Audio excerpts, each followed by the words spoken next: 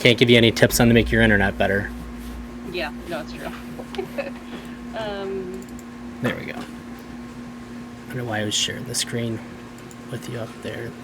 There we go. So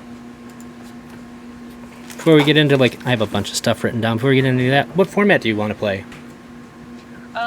So I mostly have, actually I think I exclusively have standard decks, but not with, they're mostly good for, like, when Midnight Hunt was out.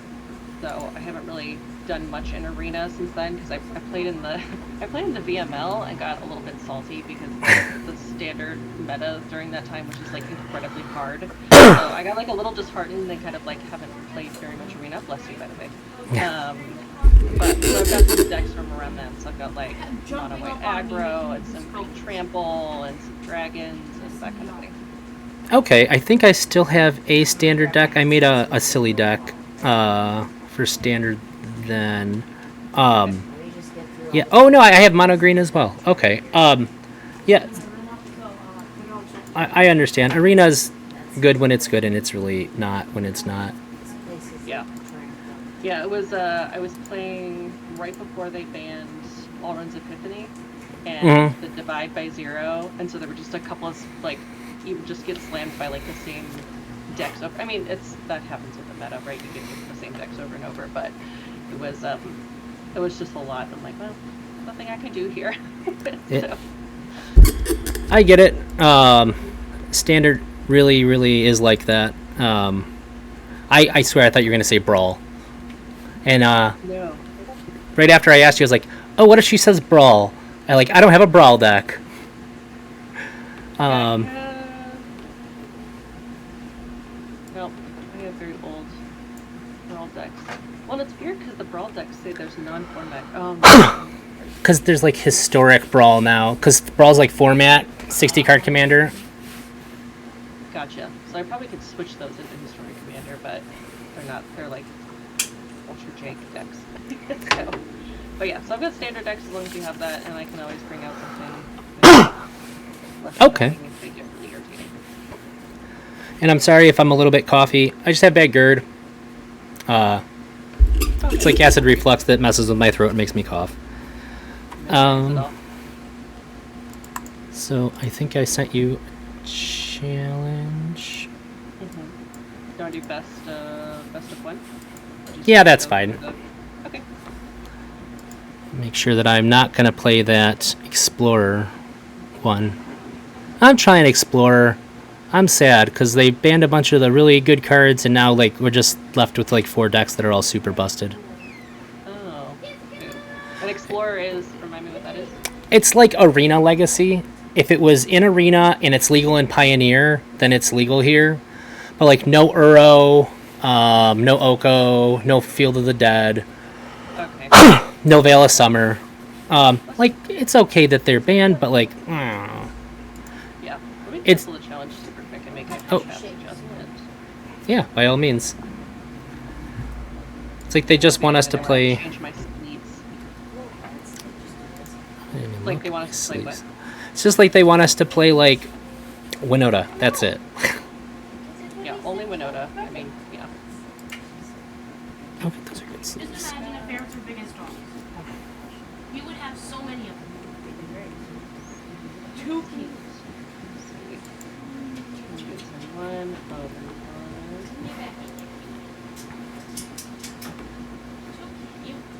Yeah, and that'll be good to go, and I can just we'll just keep playing as we talk. Yeah, I think in just a little bit here, a buddy of mine said he was going to raid this stream too. Oh. So, oh cool, that's what I was going to ask anyways. Like what, when I found you on Twitter, and when I first found you on Twitter, I was like, I didn't really understand, like I thought like that you were primarily like a streamer. Well then, like, so, I think I saw like a cool Magic thing. Or is this just like pre-chat? It's the first question that I had down, but it's like super casual one. Awesome. No, that's totally fine. Just making sure we're like you know, like for live versus just chatting and free questions. So Yeah, I gotcha. sorry, keep going. Yes. But it's something I would have wanted to ask you like immediately anyways. Like I first found you on Twitter and like I saw a cool magic thing. I don't remember what it was and I followed you and I was like I was like reading through a couple of the magic things and I was like, "Oh, and then boobies." And I was like, "This is an interesting Twitter." Okay. So then it would be like magic, magic, magic, like like not necessarily like boobies, but like some kind of like sexy pic. And I was just like, I've never come across like like basically I just like when I've said to like my coworkers or like other people that I talk to like who you are when I was going to talk to you, I was like basically I would just say like it's like sexy magic Twitter is like the best thing I could come up with to say it. Yeah, I like that. It's like I don't know how else to describe like the your Twitter feed, and then but I think the first thing I saw was like an EDH thing. Actually, now that I'm thinking about it, that's a bad hand. And so I just thought you were a streamer and it was your stream. And then when you first agreed to talk to me, I was like, cool. I'm gonna go watch a bunch of streams, and then I'll have a better idea of like what to say. And I was like, you don't seem to stream on your own. But like I'd still say like you're a content creator. You put out like a bunch of tweets all the time. You have a pretty decent following, and then I joined the Cleavage EDH Discord to try to get a better idea. And yes, like what like I guess like, the question is how do you describe like the kind of stuff that you do, and like why don't you stream? It seems like you could. Yeah, that's a great question. I sort of, well, so recently there's a JM from Trying Casual EDH made a joke, because I'll sometimes say, like, I'm your local, you know, like, Texas magic e-girl sort of thing. And then he was just like, well, what about Eldrazi? Because that's kind of like my thing. So he was like, why not like E for Eldrazi, but then also like, you know, e-girl, so kind of like wrapping that up together. So, yeah, it's kind of a weird combo, but I sort of just want to be able to do both, you know? I mean, I've adjusted my bio a couple times, and you bringing this up reminds me that maybe I should potentially make that more explicit, but, you know, like, I kind of tease it a little bit, like, set a flirt in there, but it might not be very obvious if someone's just randomly following, that they're going to get stuff like that. So,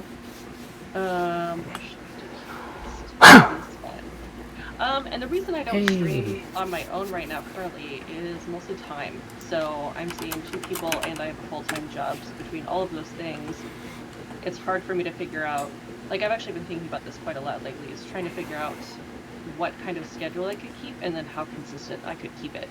So if I already have like 2 to 3 nights a week for date nights, right? So sure, my partners, and then, you know, if I need alone time, downtime, time to spend time with friends in real life, how do I block out time during my week? Is it in every other week? So I mean, that's basically where it gets complicated. So right now, and I really enjoy being on a bunch of EDH streams, so right now I kind of like to say I'm a professional EDH stream guest.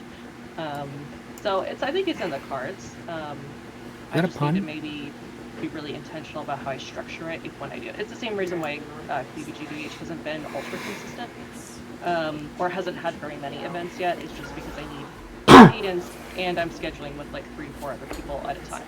So, does that answer your question? Yeah. So, do you plan to stream? I would like to. Cool. Yeah, I would like to. I think it would be nice, and how do I do this? Playing standard and chatting about this at the same time is actually difficult but enjoyable. Yeah, I took my sweet time too. Yeah. I would like to eventually, especially because I think it would, like, I know that I can bring people in to other streams, and I have people that like to regularly come in and watch, but I think it would be kind of fun to sort of cultivate my own stream, and also give people a way to regularly interact with me if they're, you know, if they want to move beyond just Twitter and kind of see, like, real life, you know, me, in a big way.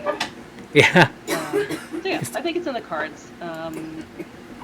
it's just kind of figuring out how I want to structure that in a way that's not going to pigeonhole me and also like pay my bills. It's, yeah, my main job and partners is, you know, sort of my priority. So. I get that. Yeah, I like I said, I think you'd do really good. I would probably follow you. Well, I wouldn't probably. I would follow you. Okay. You seem like an interesting Go on. person. Thank you. I appreciate that. Yeah, and like you have 7,000 something Twitter followers. You would have a great leg up right out of the gate. Yes. Um, Yeah, and it wouldn't be my first time. You know, I'd have at least people from other streams being familiar, having the network to be able to do book guests, that kind of thing. So, you know, there's already a network that's really built in for that. So, I agree with you. I definitely have I think a good start if I wanted to do that. sorry, one. Yeah, I think so. And Kiev Weird, thank you so much, buddy. I really appreciate you. You know I love you. He not only rated, but he also subscribed. Oh, thank you. Also, hi, Rangers. I should actually open chat so I can maybe look at that. I've got Arena in front of my face. It's good.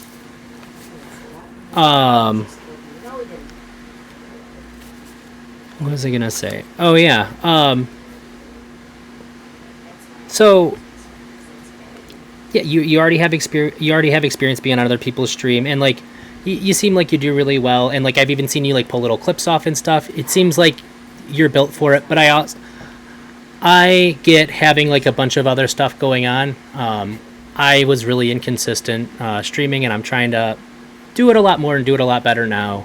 And it's tough. It can be pretty tough. And right now I'm just with my wife, but we have a date on Saturday with somebody. So I don't know how much more time I have, but I used to work at a card shop, and then I just left on Sunday because I just needed more time for myself. It's just like 2 days a week, and I really like it. I like Magic. I like interacting with the community, but tired. I don't want to work 6 days a week, and for like 15 hours on Fridays. So I feel that. Yep. Yeah, I completely agree with you. Oh, that's my fault. Oh, you're okay. I don't feel like swinging right into that Titan. So. Oh wait, but you have to. We'll see. Yeah, you passed. There's like a little. Yeah, I forget there's like a little. You know, like his other text. It's not just a very cheap 1110. He also has a little caveat there. So. Yeah, he'd probably see a lot of play in other formats if he didn't have that, to be honest. Mm-hmm. Yeah, exactly. Yeah, go ahead. Yeah. Oh, I was just gonna say, it's exciting to be good at dates. But yeah, I mean, you have to kind of find a balance between everything. And the thing is, like, I love the community and I love the people that I've met. So I very much would love to invest like more of my time in this kind of thing. But you know, it's the same sort of thing. You don't want to burn yourself out. And I look at some weeks where I've got like 3 streams, plus spending time with my partners, plus like when do I get a time to breathe? So it's just like, Sure. gotta make sure, you know, probably for you and me both, just making sure that we structure in a way that makes sense and is going to do best by yourself, you know, because I know there's the content creation drive can be a grind and can kind of be really hard for people. So, you know, just making sure you got balance. Yeah, you're right. That was talked to my therapist today, and that was one of the first things I said. I think I'm focusing too much on the projects that I want to do, and I want to spend more time with my wife and kid. And she's like, and I sort of explained. She's like, "You're fine. You will. You're concerned about it. You will." So, but I don't know if everybody can balance that super well. Yes. Yeah. Which you said you really like all the people in the spaces. Which the next thing I had written down was like, what is it like to be a woman in Magic spaces? This is something probably for like, oh gosh, I can't even. I'm old now. I think probably like 8 or 9 years. I've been playing Magic for 10. It didn't really strike me until a little while after been playing that like sometimes Magic really fucking sucks if you're a woman. I've seen some really shitty things that like it just freaks me out. And it almost seems ridiculous to even ask, have you experienced any negativity for being a woman in Magic spaces? Because I feel like it's almost a certainty. But what's your overall experience been like? Yeah. Well, that land, I forgot, that needs to not be tapped for that to work. For haste to work on a land. Um, so, yeah, I feel pretty lucky that, well, I guess, okay, so I've been playing for a couple of years now, but the bulk of my experience has been during the pandemic. So the bulk of it has been So through much Cell trouble. Table, through the connections I've made on Twitter. So I feel lucky in that I've been able to cultivate the people I want to spend time with, and have a community that I feel like is very, um, just flat in some ways. Like if I'm in a pod with someone, um, word gets around pretty fast if something is like not going well. Let me see. I have to exile. Creature card. Yes, it was.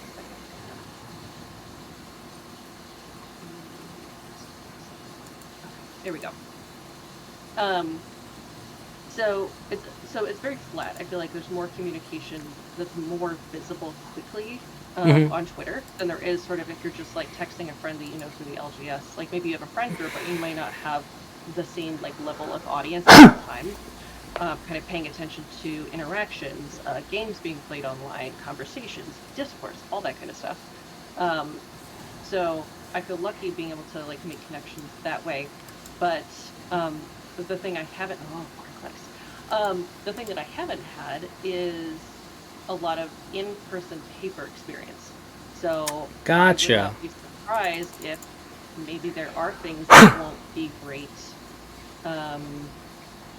when I just walk in randomly with a deck to a random card store. So that's the part that I don't have a ton of experience in, that I would like to speak to, but I don't really have the experience yet to really comment on it. But overall, like, everyone's been great. The Cleavage EDH stuff does get me some comments sometimes. There are usually trolls on the bottom of my, oh my, could you just win with the Strip Stadium? You did! Yes, good job. Thank you. And It doesn't happen that often. It's a goofy deck. that's fantastic.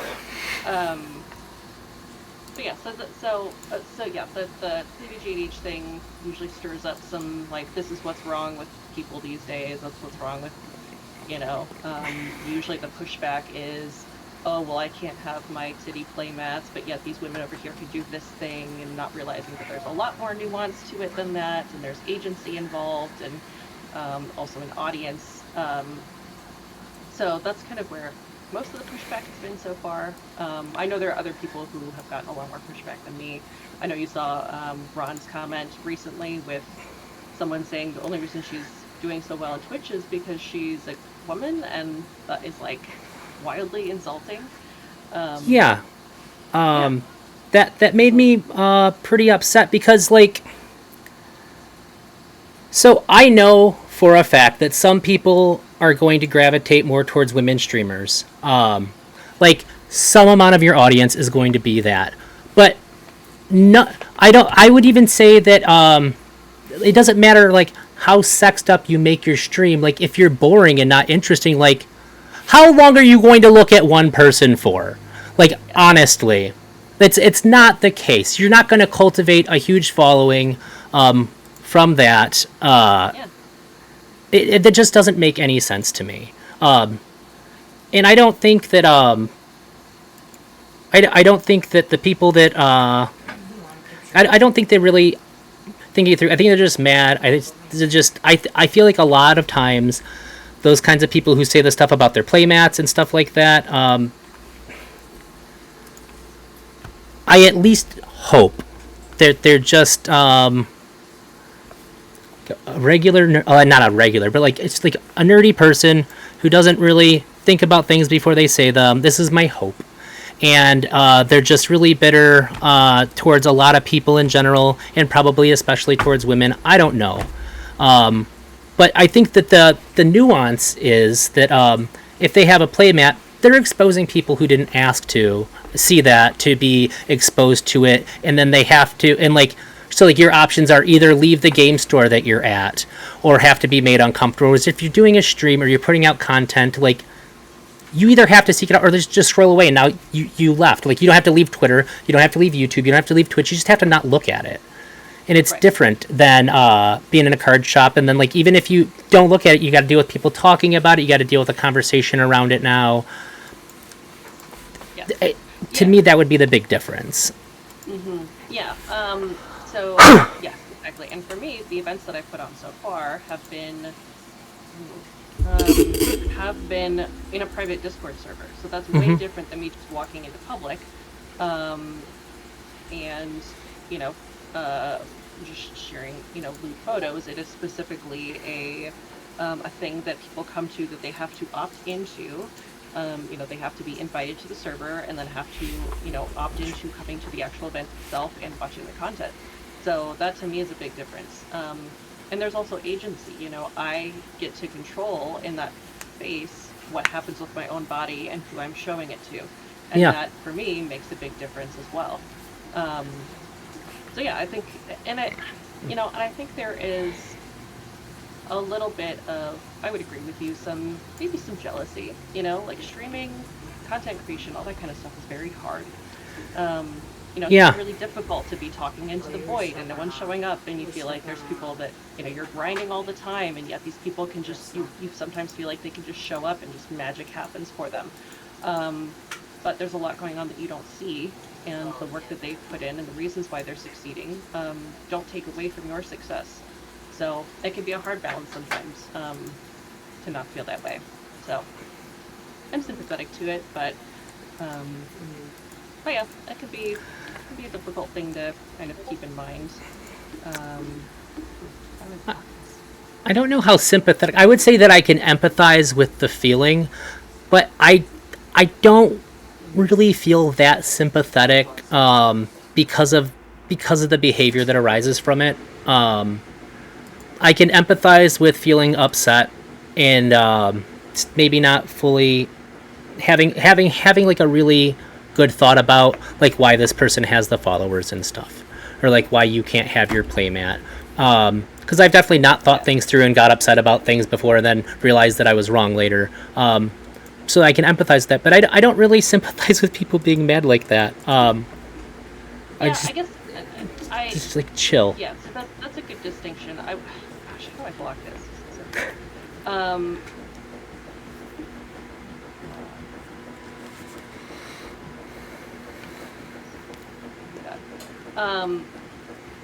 Yes, I agree with you. It's not. I'm not saying sympathizing, like to your point, and I agree with you. I'm not saying sympathizing as in excusing it.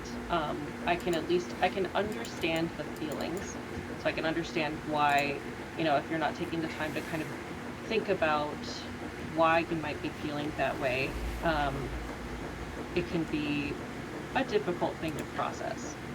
But it's just not. Yeah, so it's not excusing it. It's just I can understand the feelings. I understand what you're getting at. Yeah, don't condone any of that at all. And it's incredibly frustrating that people can be treated that way. So, but yeah, I agree with you. Do you That think? was a little moseying. I was trying to like process and play. Yeah. It's fine. I said you don't have to rush for our turns, and I am very threatened by your board now. Yeah, don't feel like if you need to take a minute in talking, or if you need to take a minute for your turn, that's fine. Okay. Yeah. To keep weird in the chat, so no disrespect is possible if people want to support more female streamers. Yes, absolutely. I mean, and that could be, I feel like that's a perfectly good reason why someone would want to show up to a woman streamer. I mean, it's very much kind of how I do things. Like, I tend to just gravitate towards women that are streaming. Both because, I enjoy their presence and their content, especially in the Magic community, but also for that same reason. I want to make sure that I'm voting with my intention for the things that I want to promote as well. So yeah, that's totally valid. I would encourage that as well. So yeah, I think taking time to show up for streams and content that your marginalized friends and favorite content creators have is an excellent way to help make the world better. Yeah. which one of the reasons why, like, I'm not talking to somebody else is that you seem, the people that you network with seem to be all really like really women in magic positive. Yes. Yes, very much. Which is why I prefer to talk to you as opposed to like some other women magic content creators, which it's fine, they can do their own thing. But I'm really interested in well, like my stream title says, I want to make magic better. I was talking with some people the other day about somebody put out an article about how magic's not very inviting to black people, and and it's clear when I look at like my local game stores that this must be true. But there's certain aspects of things like that that like I wouldn't, it wouldn't be as apparent to me because I don't feel it. And we kind of talked about it. We got like a lot of reasons and stuff about that, and it's hard because treating women better in Magic, treating women and basically any minority. I talked to a really close friend of mine last night because of the new Secret Lair. I asked him if, because I was talking to you today, and we had that conversation. Do you think that Magic's really inviting to LGBTQ members? And he was like, I've had a pretty good experience, but it's pretty shit. So there's a lot of work that we have to do in the community, just in general, because like, it didn't even occur to me to even ask him until like yesterday. That's a pretty big sign to me that like, we're not creating a very inclusive community in Magic, which sucks because for me, Magic is, it really helped me get my life turned around. I was in a really bad place, and helped me meet a lot of people that I'm still friends with, like 10 years ago, that I'm still friends with today. So I want it to be good for everybody who's there. And my kid plays Magic. My wife plays Magic. My roommate pretends like he plays Magic. He has like every deck in Modern and just never ever plays. Yeah. But I just want it to be better. I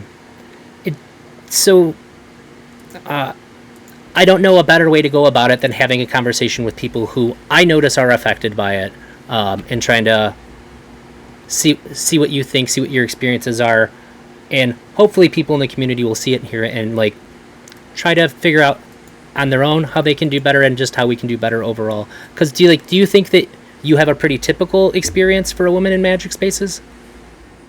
That's a good question.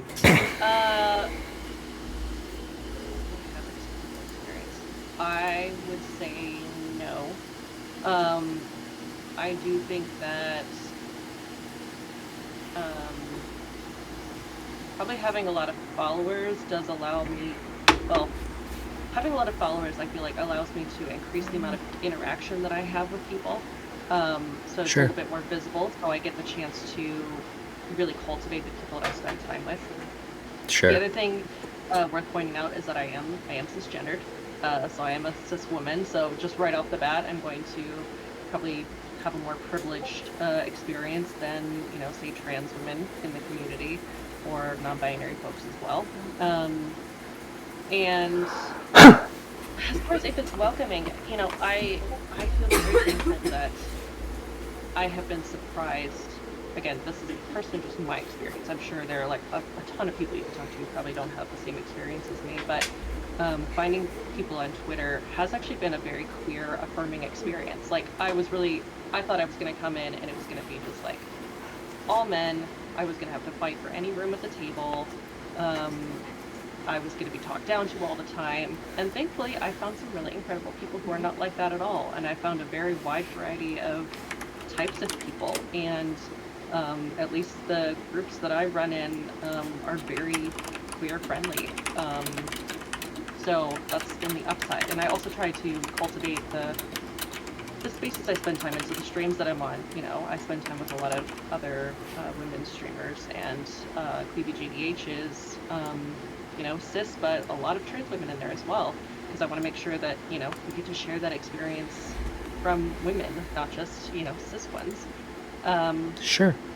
So yeah, I don't know if I would say if I've had a typical experience. I think I've had a very pleasant experience so far, and I hope to keep it that way. But I know that I feel like I'm sort of in like a digital bubble right now, so I'm anticipating it not being that easy when I go out into LGSs. So we'll see. Maybe I'll also be pleasantly surprised there, is what I'm hoping. Are you nervous about playing at local game stores? I am, yeah, just because I don't know. Well, nervous. A little bit, just a little bit, because I feel like I've reached a point in the community that we're in where I have a pretty good sense of rules of engagement, kind of what people are looking for when they have me on streams, what types of games they want to play, what type of rules or conversations they want to have, what are common courtesies, that sort of thing. And that may not be the same going other places. I'm less nervous because I feel pretty good about just like my confidence level and being able to go in and just kind of be resilient and charming and just kind of see what happens. So that's why I'm a little less nervous. But so yeah, it's going to be an unexplored territory for me. So I do have people that I can go with. My partner plays Magic, so we'll probably go together, and I've got other friends here locally that play Magic. So I don't expect it to be horrible. I just know that there might be people out there that probably don't share the same values that I do, and it'll just be kind of have to play it by ear when I experience them. So does that make sense? Yeah, I honestly, it's a really polite answer too. People that don't share the same experiences or same values as me. That's a really nice way to say it. And I know what you mean. But maybe not everybody would be so polite. Which is, I think it's super nice that you are. Yeah. I typically like polite people a lot more than not polite people. Yeah. You never know when you're going to sit down at a table, and I'm a feminist, very vocal about it. I'm very liberal, so I know that it could be very easy for people who don't share those things to show up at a table, and it's finding ways to find common ground and also find good boundaries around that too. So we the life that works.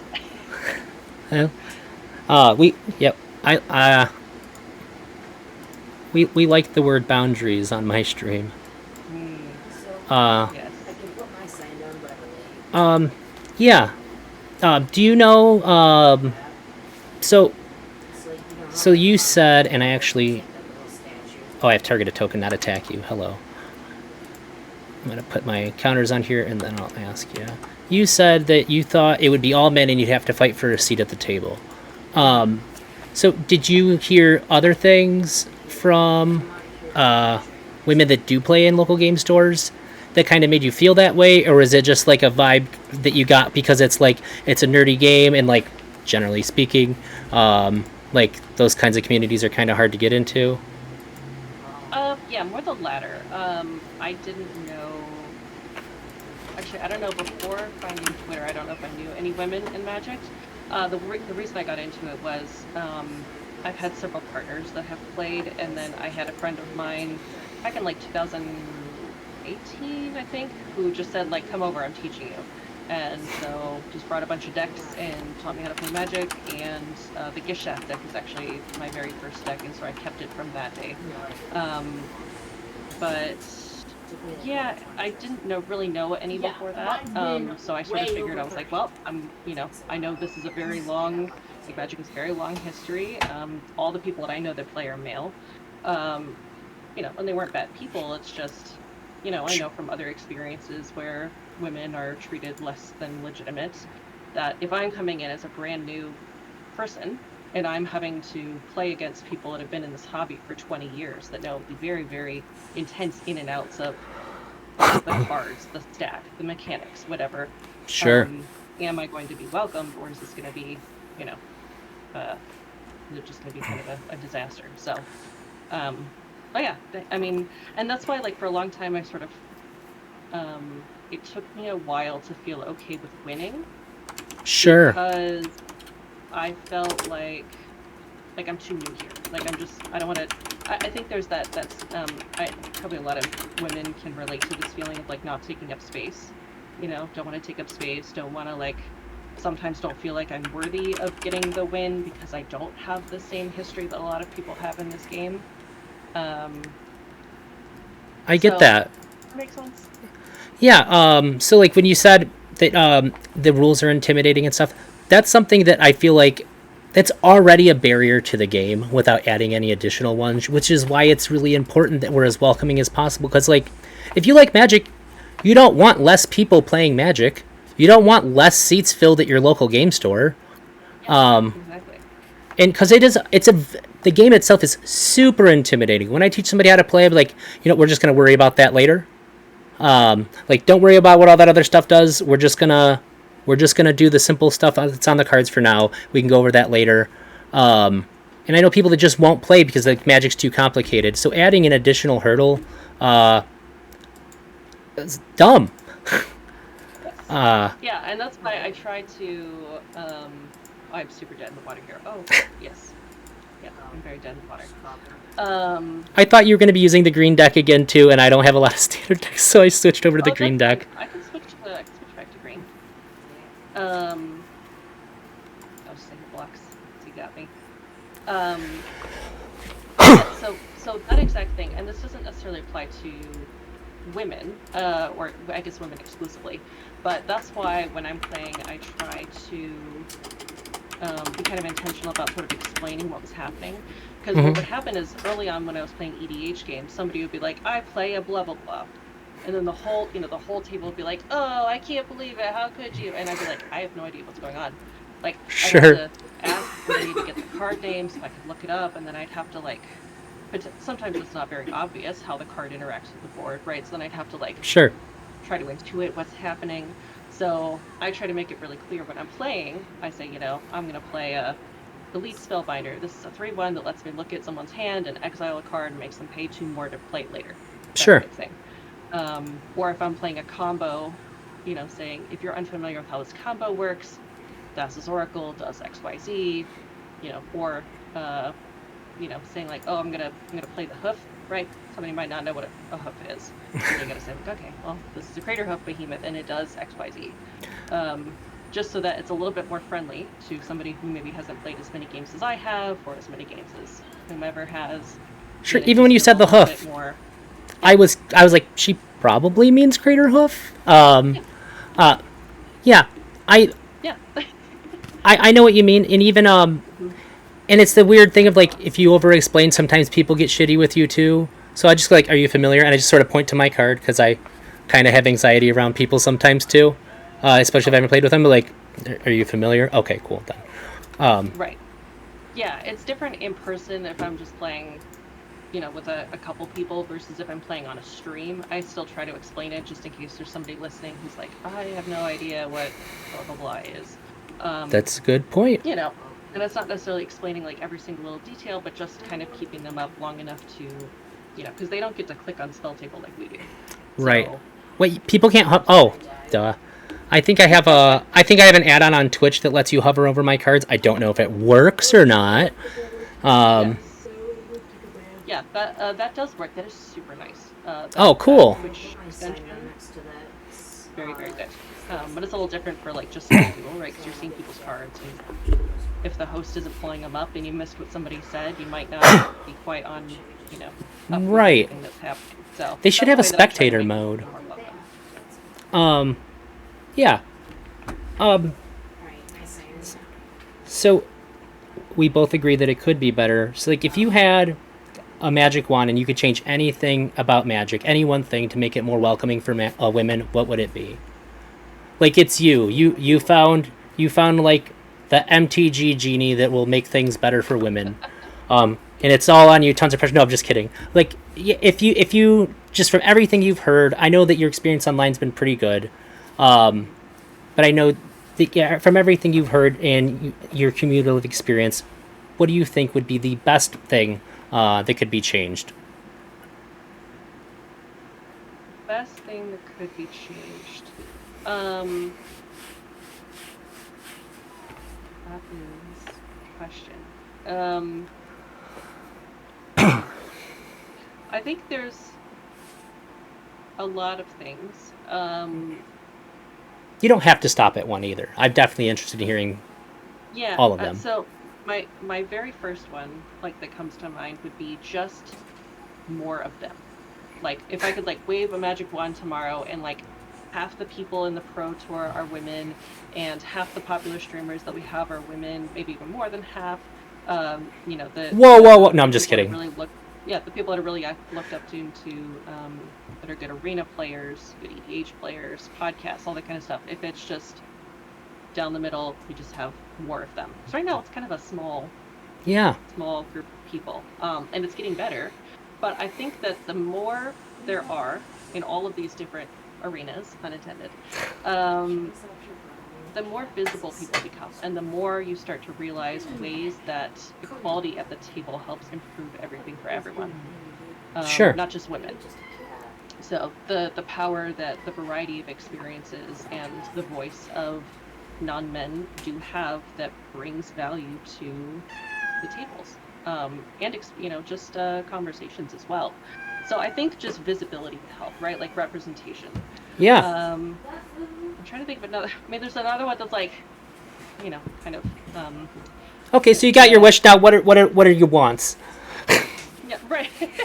Yeah, I got my wish. My wants would be, my wants would be, I can say this over and over, but just treating people as legitimately as you do anyone else. And it's hard because it's societal, right? Like it is ingrained in us. I know. Yeah. I'm gonna be that person. I'm gonna be that feminist and talk about the patriarchy, but that is not a good hand. But it absolutely influences how we see the world. And so if I could like remove, patriarchy tomorrow, like it'd be fantastic. But for now, don't assume that people are getting just by on their body. Don't assume that you know more than they do. Maybe they do, maybe they don't. Even if they're a beginner and a woman, that's not a reason to talk down to anyone. Be excited about more inclusion and more people in the hobby, and the more you can be sort of actively working towards that in all the ways that you play Magic, the better it's going to be for everybody. And also, it's not a competition, like this is a tough thing to realize in kind of any field, in streaming and content creation. People that maybe women with very nice bodies who are getting a lot of views don't take away from your potential success. Oh, okay, I see. Yeah, so it's not a competition in terms of... I thought you meant Magic wasn't a competition. Oh, I was like, it kind of is. Yes. Yeah, I just mean, the field of content creation and the ability for people to play at a table, to do well in competitions, those things do not take away from one person's success or potential success. Like, just because my gal pals are doing really well in streaming doesn't take away from the fact that, like, doesn't mean I'm anything else. Or, if you're someone who's been streaming for a long time and you're seeing other people succeed, I mean, this goes just beyond gender. Yeah. They're not taking away from your life of success and just being able to be happy for them. I really agree with that. Yeah, because, any small streamers, if I really like their stuff, I'm gonna bust my ass to try to lift them up too. Kia Weird's in the chat. I love his streams. He's super duper underrated. I went behind his back and made him a subreddit. I blow up his chat on stream. There's a lot of people, smaller content creators have to, I mean, it is small, and smaller content creators have to have each other's backs instead of looking at it like that. I think looking at it as a competition doesn't get you anywhere. Collaborating is like everything. Because it's not like some big streamer is going to come by, or content creator. They're not going to come and lift you up. We have to lift each other up. That's like the only option. It's the only way to go forward. And I guess I haven't really thought of it that way. It really makes me sad if people are thinking about it that way. Yeah. I mean, I think, like we talked about at the very beginning of the stream, I think there's like a really deep insecurity sometimes in people that often gets sort of externalized towards women, especially if there is any kind of level of, you know, anything. Well, this can happen to anyone, whether or not you're being, you know, showing parts of your body or whatever. Sure. But it gets really externalized towards women. And so it can, you know, for example, you know, the really big one that's a lot of people talked about is Amaranth, right? Like she gets a lot of hate because she's incredibly successful and she is not shy about her body and she is very forward about the things that she's doing. And that causes a lot of, I think, jealousy in people. Oh, I had to look her up. Yeah, so she's a, you know, really big popular Twitch streamer. She's the one who, I think to my knowledge, or at least contributed to sort of the big rise of hot tub streams. Okay. Yeah, I think so I knew the name. Yes. So there's a lot of like, you know, well, this is what's wrong with Twitch. It's all about games and these women trying to sell their bodies and blah blah blah blah blah. And I just think it comes from some deep-rooted insecurity. So insecurity and jealousy that, you know, we just got to kind of look inwards at ourselves. I mean, also, and hypocrisy, like she wouldn't be doing, like, I'm sure it's mostly a large portion of that is probably men complaining about it, and then like I'm sure a large portion of the viewers are men. I don't really understand that. Yeah. And the other thing that I would say is crucial towards making I'm in trouble. making magic more welcoming to marginalized genders and sexualities is listening. So, you know, you might think you're great at listening to people, but I would say especially right now, with all the stuff happening with SCOTUS, it's affecting a lot of people in very, very deep ways. So if you have a chance to have genuine conversations and really, you know, obviously you have to have nuance about when this happens, right? Like, just maybe don't walk into your LGS and start chatting up. Like, maybe that moment is not the best time to just like start talking about abortion without any context, right? But but if you have the space and you have someone that you trust and are interested in having a conversation with, having a soft startup, but maybe asking about some of their experiences with some of these exact questions might open your eyes to other ways where you're like, huh, I didn't think about it that way, or, you know, I never would have thought about that way, or, you know, maybe experiences that they've had that have been negative, and maybe ask what they can do to help improve that in the future. Because there's stuff happening all the time. I mean, even me, right, as a white cisgendered woman, there are things that happen in magic that I'm not aware of, right, because I am privileged in a number of ways. Sure. So asking questions and having good conversations and listening is a big key to that as well. Yeah, I think so. Obviously, if I didn't agree with you, we wouldn't be having this conversation. Yep, that is true. Yes.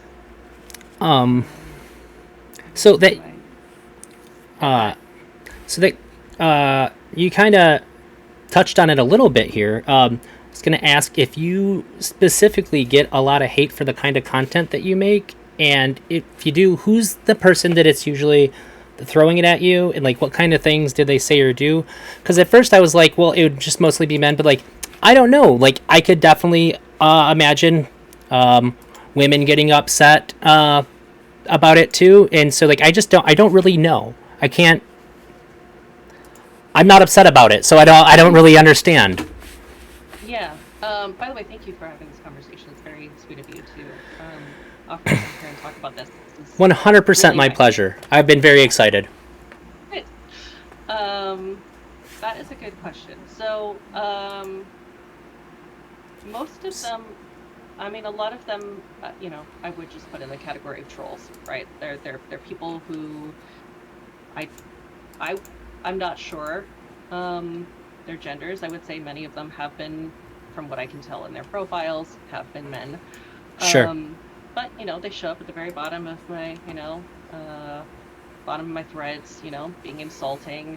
I also have a thing set up to monitor Reddit in case I pop up on one of the, you know, the notorious Reddit sub-communities that can be rather harsh towards people. So I've got alerts set up for that. So occasionally with this last round of PGDH, we did pop up on a couple of Reddit threads with kind of a mixed reception. There was sort of a like, oh cool, can I get the link to, you know, this is what's wrong with people and how could they, and shake my head and, you know, whatever. You look upset about it when you say it too. I look upset about it? Yeah, your demeanor changed a bit when you were saying that stuff, so I don't have to ask if it got to you. I don't think I could be misreading, but... Right, no. Yeah, you're good. Yeah, I mean, the upside is that for the most part, I've had very positive reception. And I have quite a few friends who are more than willing to hop in and, you know, defend me and us if, you know, if people get really out of control. So I feel very thankful overall that none of that's happened. So overall, get a couple trolls here, usually can laugh them off, block them, hide them, whatever, not a big deal. But it does make me very aware that there are spaces where I am actively disliked, not me as, you know, MsEldrich, but like the things that I stand up for, being a queer woman who, you know, I do tend to be very forward with my body, and mixing those things and claiming that I know what I'm doing, and so it could be very disheartening sometimes. So thankfully, most of the time, I can usually just be like, I can't believe you said that, block, and move on. Sure. Or just like, sucks to be you, block. But yeah, it is disheartening. I mean, especially if you spend time in Twitter reading comment threads or something, you're like, oh, okay, you know, there's a lot of vitriol out there. I'm thankful that my community so far has not been like that, but it does exist out there. So tap this on. And if you don't want to answer anything, I completely understand. That's always fine. But do people ever like go after you like personally, or like the people that you're playing with personally, instead of making just like broad statements?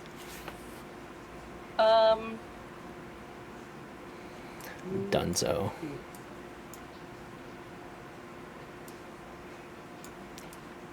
Well, at least not with cleavage EDH yet.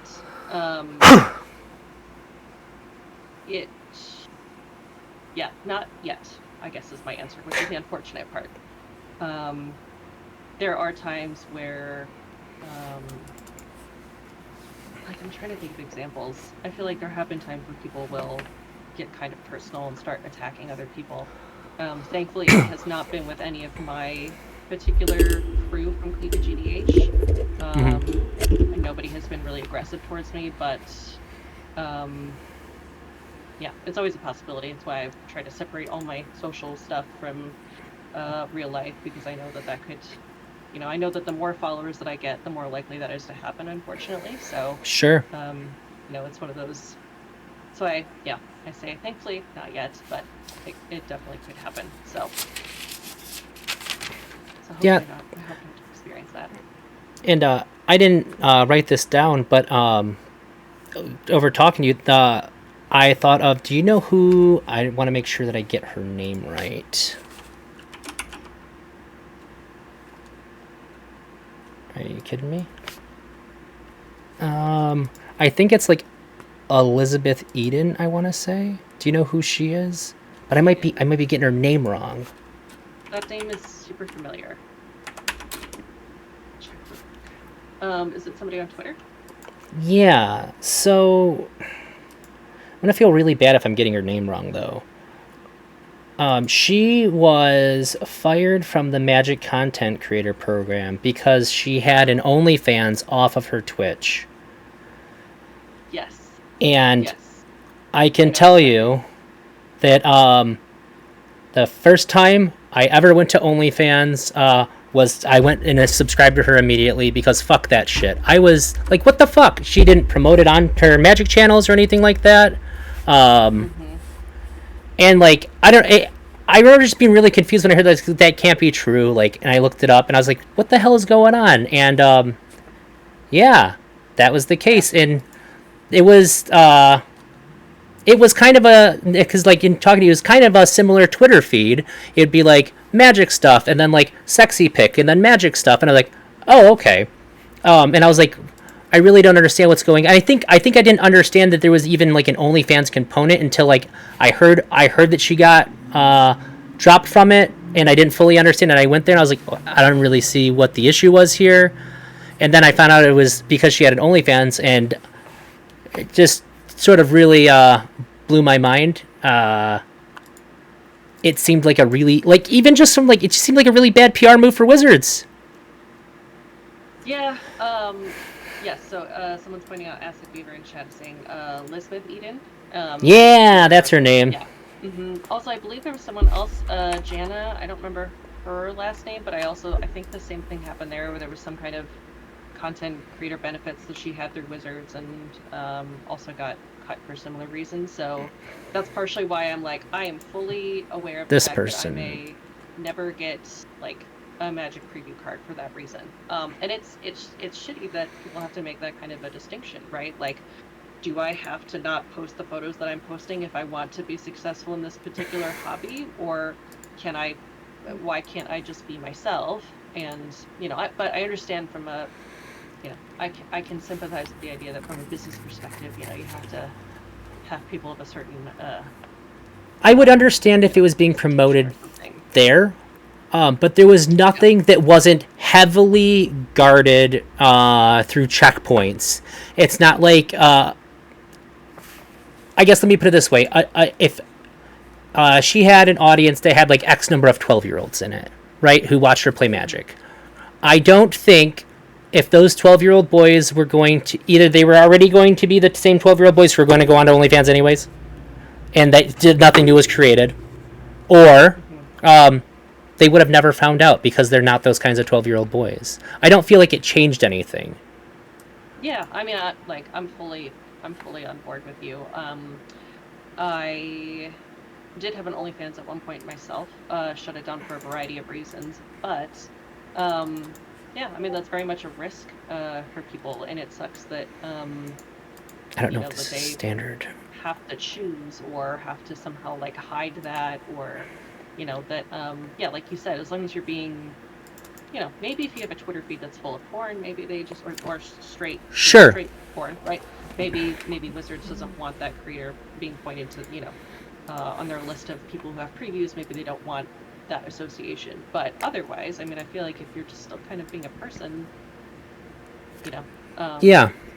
So it's frustrating. Like I can logically understand from a business perspective why they might do that, but I still think, I think it's garbage in general that even people have to think about that at all. It's one of the reasons why I shut mine down was because I didn't, if there were some issues with other parts of my life, if that showed up, and I just didn't want to risk that. And it's women have to do that. Actually, I mean, a lot of people, anybody who has OnlyFans, that's a consideration they have to put in, because corporate America is not really ready for that either. But in this economy where sex work is absolutely valid, legitimate, centuries old work, amen, millennium years old work, yeah, it should be.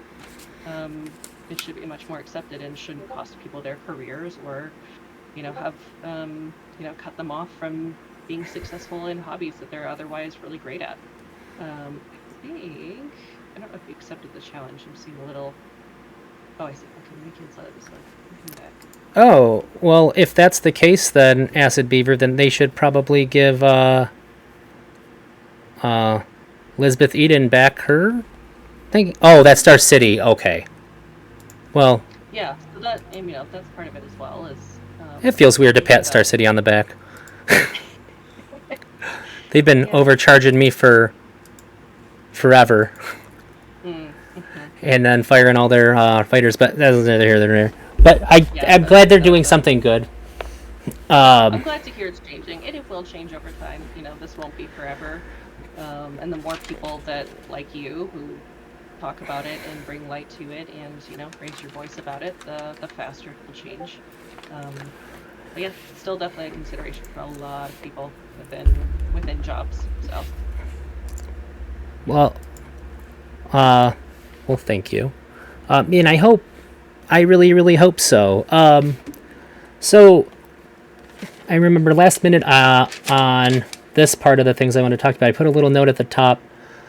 So I wanted to tell you about something that happened that I saw I went to the NRG Fort Wayne, maybe? I don't know. It's in Indiana, the one that happened just a little bit ago. I don't know if you follow the... yeah. It was in Indiana, like 3 weeks to a month ago, and I was there, and I saw, I think the real name's Skylar. It's Mythic Meebo on Twitter. Oh, yeah. I wasn't like a super big, like, fan of theirs or anything like that. In fact, I didn't always care for any of their Twitter, all their Twitter stuff and all that, but, I had them followed. Actually, I don't, I think that's right. The Twitter says any pronouns. Yeah. Okay. And, I was running over to Twitter to check, so I was like, I'm not sure what the pronouns are. And I saw that they were there. I was like, I guess that's kind of cool. Whatever. Like I said, not a super big fan or anything like that. And I'm not trying to say anything bad about her or anything. I was just kind of like meh. And they got done with their game, and they stood behind the person next to me, and they were watching their game be played. And it was Legacy. That they were playing like kitty corner to me, and then they walked around and they were watching the people next to me, and the dude across from like my neighbor's opponent very rudely, like, whatever, he goes, "Can you please not watch our game?" And I was like, what the fuck? And she was like probably as startled as I would have been, and turned, and it was super rude and uncalled for, and I probably would have reacted the same way if I had no idea who the person was. So I said, it's okay, you can watch our game. And then I sort of looked at the dudes like, I'm not a fucking asshole. And so they came over and watched our game. And that was probably one of the most like loud and egregious examples I've seen of it. And like, I don't know if they just didn't like them, or if they didn't... I don't know what the fucking problem was with that guy, but like, it's sort of like, and I know it can get nastier than that, but to me that was just sort of like embodied exactly the kind of thing that like really frustrates me with the Magic community, because it's not usually super like seething and stuff, but like, right, that's the kind of shit that people feel like they can get away with and nobody's gonna care. Yes. And I think that's why like I was so startled by it, because like nobody else said anything. Nobody was like, and I understand the words that he used, but like, if you were there, it had a lot of teeth on purpose. He was being shitty on purpose, and for no good reason. It's not like she was standing behind him, or like he's weird about that or anything. She wasn't talking. Just like literally like, your presence upsets me. Can you please leave? And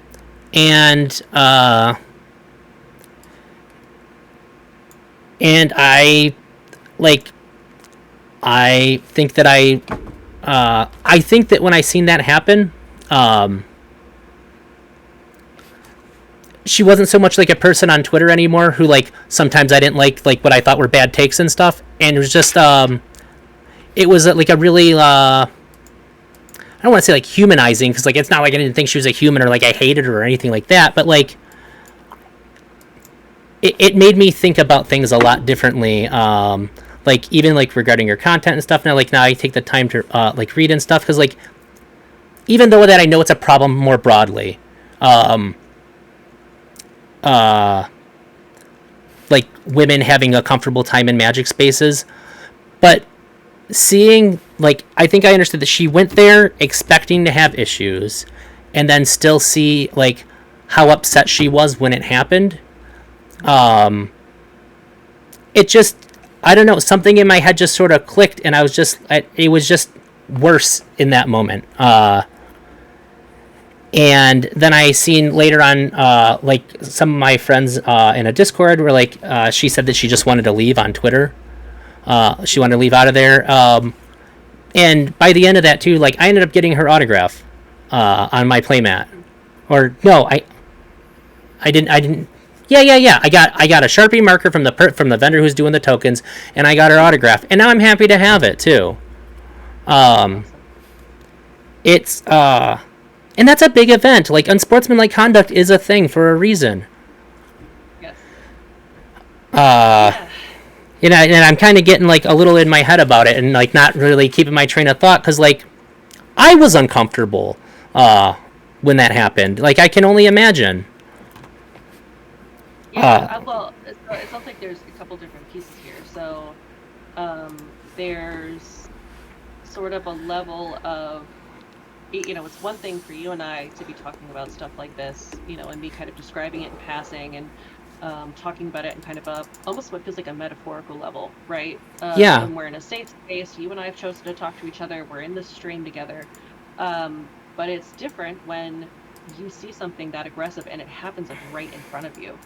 I know that for a lot of men in particular, when parts of the Me Too movement started, I had multiple friends tell me that they were kind of shocked when people started posting stories, because they were like, yeah, I mean, I knew the catcalling existed, but like it's never happened in front of me. And I'm like, because you're there. And so there's a lot of times where people Yeah. don't realize the things that are happening, or it's kind of just a thing that maybe like in your mind that happens, but it's way different when you see it like happen like right here next to you. So thank you for speaking up. That is entirely rude. I feel like there are much more polite ways to say like, hey, like, would you mind, back up a little bit, or would you mind, like, I'm kind of feeling a little weird, would you mind backing up, or, Yeah. Would you mind? I'm sorry, I really don't like people spectating. It makes me nervous. Yeah, totally. There's 100 different ways you can say that are like way better, and I feel like, she would just be like, oh, we'd be like, Oh, my yeah, bad. oh my God, I'm so sorry, my bad. Yeah, I'll move over here, no problem. Just that level of politeness is massive. But yeah, that just seems like really aggressive, and It was like, from the expression and the tone and the volume, everything about it was unnecessary. And I think part of like why I reacted exactly, because I could have been nicer too. Not saying I should have been or not, but I could have been. But I feel like when something like that happens in front of me, one of the thoughts that go through my head, because like I've definitely had people be shitty towards people around me before and said stuff like, what is it about me that makes you think that I'm okay with that happening around me? Like, is it how I'm dressed? Did I say something that makes you think that like I'm cool with you being shitty towards other people when I'm and like, why is everybody else okay with it? Like, I've had other experiences like where I really didn't want to be the person to speak up because I was really nervous too about things, and I did, and it ended really poorly for me. I won't get into a bunch of details about that, but like, it really blows my mind how most people just don't like do anything at all.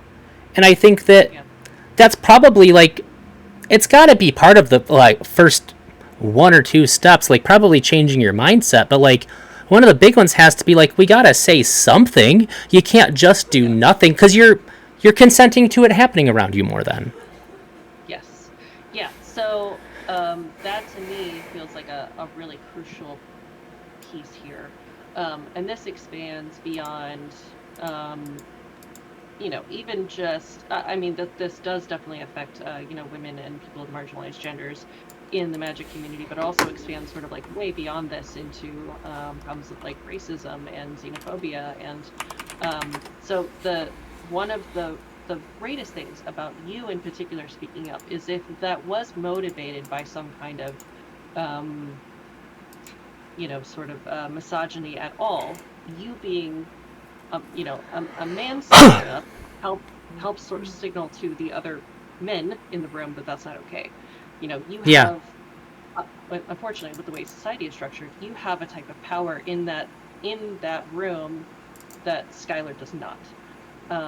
And so you having that position of privilege and speaking up and saying, hey, that's not okay, come over here with us, is a really big deal. So that's another piece that you can absolutely help, if you're listening and you're like, well, I don't know how to help her make this any better. That is a way to do it, is, when you do see things like that, speak up.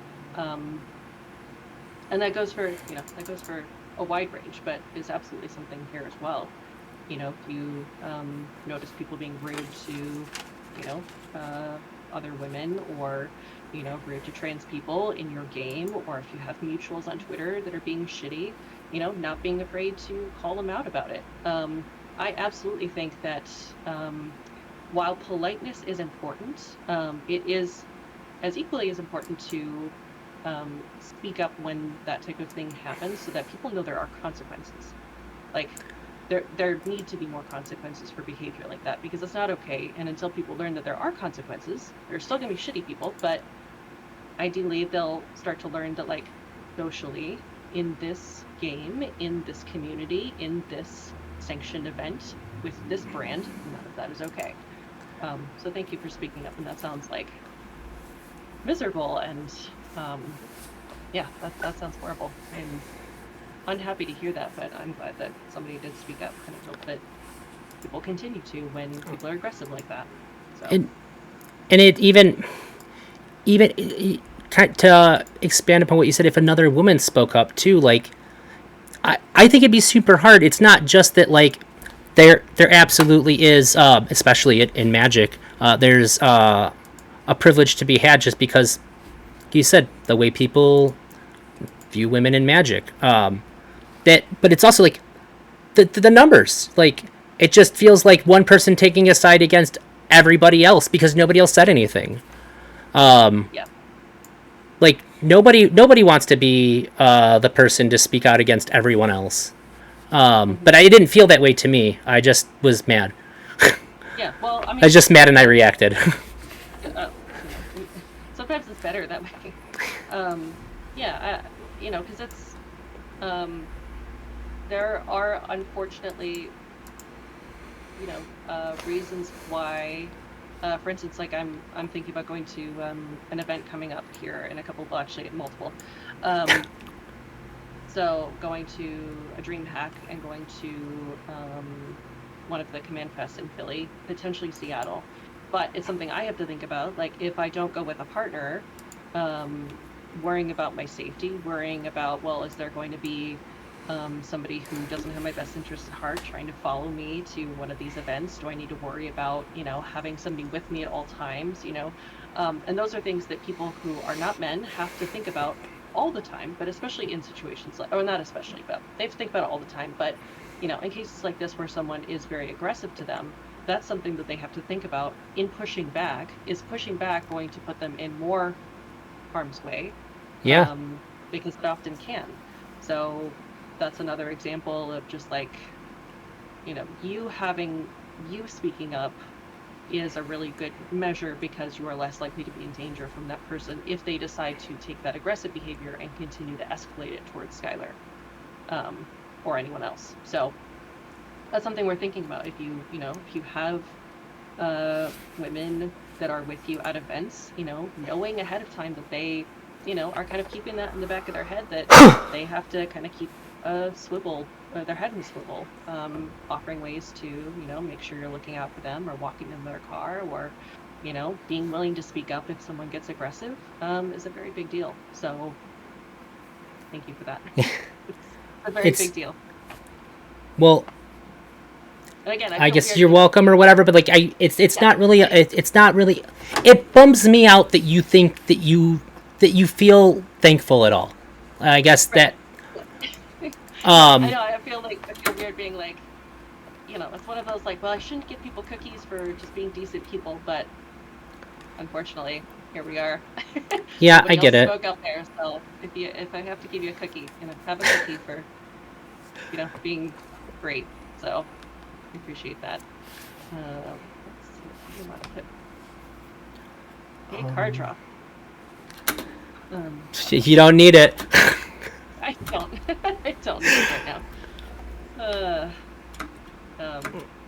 But yeah, that would be incredibly distressing. And that's the kind of thing that I hope I don't run into at events like this. But I don't, even if you've been to hundreds of Magic events, it's still a thing that can happen. So I am pleased that the people I spend time with in the community, and the people that I go on streams with, have not had any kind of aggressive or shitty behavior, and quite the opposite have been very uplifting to me and my friends. So that gives me hope. That's for the what's world up. That, you know, even if in this corner things are good, hopefully we can, you know, continue to find good people to continue that behavior through new people as they join. I hope so, and that's sort of the purpose of having this conversation. And I plan to have other conversations, hopefully with other women and people that are marginalized that want to be more involved with magic and feel like they can't. I do a lot of other stuff on my streams. I talk to people about a lot of different things. Well, I have things in the works. I kind of been slacking for the last year, but it's something that I want to keep on doing because I love magic, and something that I held off on saying until at least we got through. Like, I'm finished with my questions about that stuff, but I'm super willing to hear if anything chat has to ask you, or if you want to ask me anything, or you want to bring anything else up. I'm super willing to hear that. But now I think is an okay time to say that I'm non-binary, but I don't think that matters in the context of anything that we talked about. I still use he, him. I don't think it impacts I don't consider myself trans. I feel fine with my body. I just don't. Gender just doesn't. I don't even think that it's real most of the time. Like, it just seems made up. Nothing that I do. I've always, like, even when I was a kid, rejected, like, why are you doing that? That's for girls. Like, that, none of that ever made sense to me. Gendering behavior or activities, none of that stuff ever made sense to me. I've tried my best to pound that into my kid's head. My kid's mom kind of worked the opposite way with it, because she's shitty sometimes like that. But I didn't want to say that in the beginning, because I didn't. 99% of the time, 100% of the time, if I don't say it to anybody, they're not going to know, and that's fine. I don't really care. And I get all the same privileges that any other guy would have. So any context in which you refer to me as a man or a guy, I didn't want you to feel like you had to not use any of that stuff to talk about your experiences or anything like that. And I usually don't even bring it up because it's not that big of a deal to me. I just anything involving myself with gender just seems silly. It just doesn't make any sense to me. So it, like, a lot of this stuff bothers me extra when people get treated differently because of it. It's like in my head, and I know that some people might feel differently, and I respect anybody's feelings about how they feel about their gender, but the only way this stuff makes sense to me is, like, it's not real. It's, to me, it's like I don't understand fashion at all. Like, at all. I feel like somebody just made it up, and then everybody went along with whatever the first person said. That's how gender works in my head. And when somebody tries to explain it to me, like, I understand, like, you understand this stuff, it just doesn't apply in any way in my head. It just seems like whatever. And if somebody has feelings about themselves, like, yeah, like, if you tell me that your clothes match and you look like that it looks good, like, okay, that doesn't make any sense to me, but, like, all right, that's fine. I'm not going to argue with you about it. I respect it, and that's fine.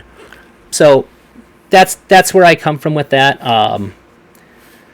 And I just that's probably a reason why it matters a lot to me, too, because it just, from my perspective, it just seems really, really, really silly that barriers are put up for these reasons.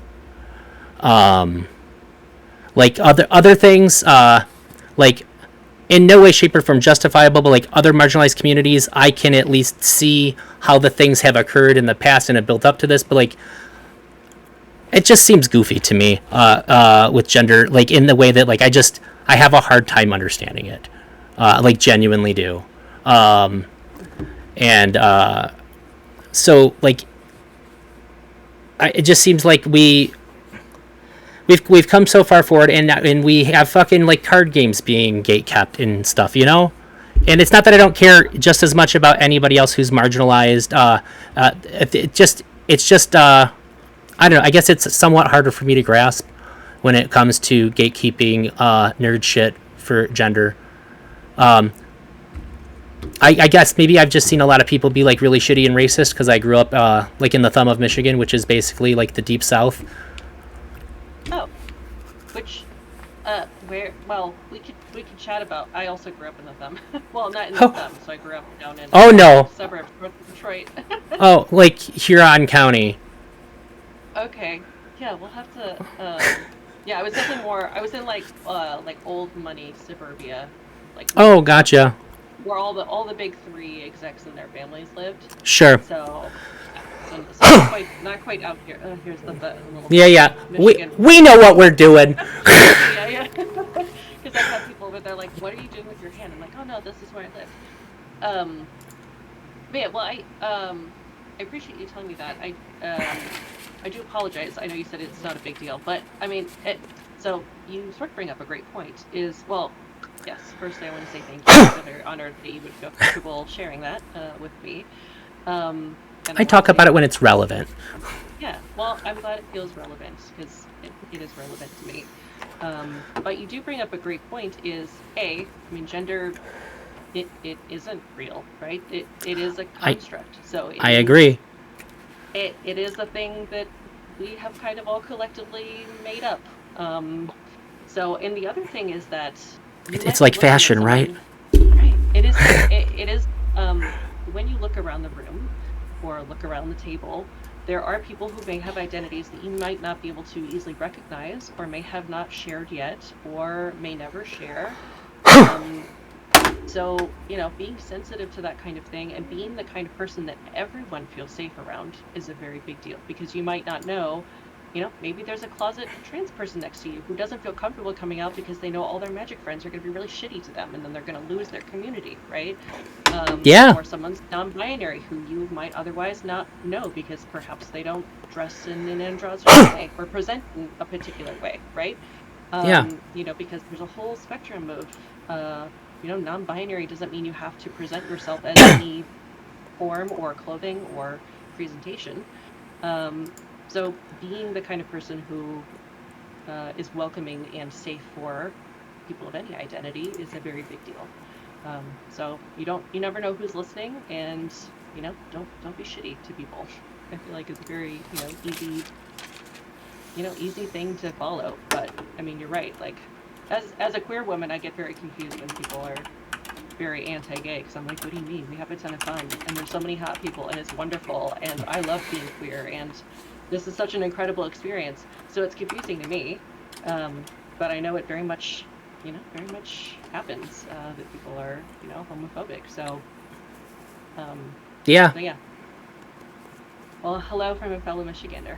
Yeah. It's so funny. A small world. One of the, I don't know which picture it was. It was either a picture or something that you posted too. And I was like, I had Michigan vibes. You ever get Michigan vibes from somebody? And you just, like, you don't ask because it's weird to say. And you're just like, yes, it must have been, there was, I was playing with Anna Jane, on her stream, and somebody asked, are you all Midwesterners, because this game is, like, too polite. Like, everyone's being too polite, and it turned out, like, most of the table was from the Midwest. That's We funny. had, like, Minnesota, I think we had 2 Wisconsin people, and Michigan.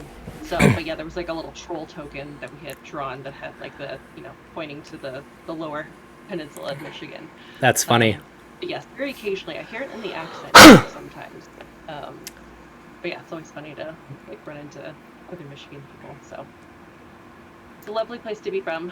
I'm happy I'm in Texas. Well, I love the weather and the people, and my home. Texas is a little right now, but I like the thing you said. I still live here, but, like, I'm not in Huron County anymore, so I always say it's a great place to visit. right. Yeah. Yeah, if you're white. I had an ex-partner who would always say he was from Tennessee, and he was always saying, like, it's a great place to be from, right? Yeah. But yeah, Michigan's wonderful. Very near and dear to my heart. Very, salt of the earth kind of people, If you stay in the right place, people are usually pretty nice and pretty understanding. I've had a lot of weird experiences because I lived in the Thumb, and if my beard's long, I look Middle Eastern apparently, and they don't like that. And then I moved closer to, like, the Detroit, broadly speaking, Detroit area. And there's a lot of Middle Eastern people, and they also think I'm Middle Eastern, but they're nice to me for it, which is also weird. So Michigan's an interesting place. there's just a lot of special treatment all the way around for different people for various reasons. It's not bad if you live in the right places, but sometimes it cultivates not good communities, Yeah. like living communities. Yes. I heard something. At, I heard something that somebody had a perspective that I don't remember what state. They were from Michigan and then moved somewhere south. But they said the idea that people from Michigan have a high. What was it? There was like an outer wall and an inner wall. I'm trying to remember how it went. Where there was like a high outer wall. So it could be sort of a tough exterior if you don't quite know, if you're not in with the right group, if you don't quite know what you're doing. Midwesterners can be polite, but have sort of a little bit of a guard up versus Sure. you see at some of that Southern hospitality where there's like a low outer wall, but maybe to get to their inner emotions might take a little bit more. So there's sort of like a kind of an interesting like cultural sort of, I guess, emotional availability. So I think that might contribute to some of that of sort of having it's cold, it's a high outer wall, kind of Yeah. on the ground, kind of just grind forward. We're dealing with the, salt and the snow, and it's freezing, and I got to get to where I'm going, and, I'll be nice to you, I guess, because we're polite, but I'm not going to let you in very far. But once you kind of make it past that high outer wall, you can kind of get to some of the softest inside. So I thought that was kind of an interesting, like... You could be in a really heated argument with somebody and be like, well, I better call my dad Jim. Like, wait, Jim? Jim's your dad? And then just good. He doesn't even know Jim. He just knows of him, and like that's all it takes, that kind of thing. And yeah, it's really funny that you know. I think Michigan's pretty unique. Well, I love Jim. So I also really wanted to talk to you about polyamory because I'm poly too, and so is my wife. And it's funny because at the top of it, I sort of left off asking the more difficult to talk about questions. So I put I'm gonna in between. I'm still gonna ask you because I really want to talk to you about it. But it was supposed to be like to make things not so dark and gloomy anymore. I want to say that I listened to the podcast about your Eldrazi deck. In case you didn't have a clue, I fucking love Eldrazi. I did have like a slight clue from your name, but maybe had a clue in. That's why, like, when I saw your username, I was like, cool, we'll get along. Got a similar bond. Yeah, I'm really I played Eldrazi in every format. I have Eldrazi in Legacy. I played Bant Eldrazi in Modern. I played shitty Eldrazi before it got banned because it's like that. When like Eldrazi Winter, I was 100% all over it. And I even brewed an Eldrazi deck in Standard when nobody played, and I top 4'd PPTQ with it. Oh, congratulations! That's amazing. Thank you. I was seated in first place. I didn't have any match losses, and I lost one game pre-top 8, and it was to like an 8-year-old. He wasn't going to swing all. I was like, no, you just attack with everything and you win the game. But then I beat him for the match. We paid $30 to be here. The kid's not going to win for free.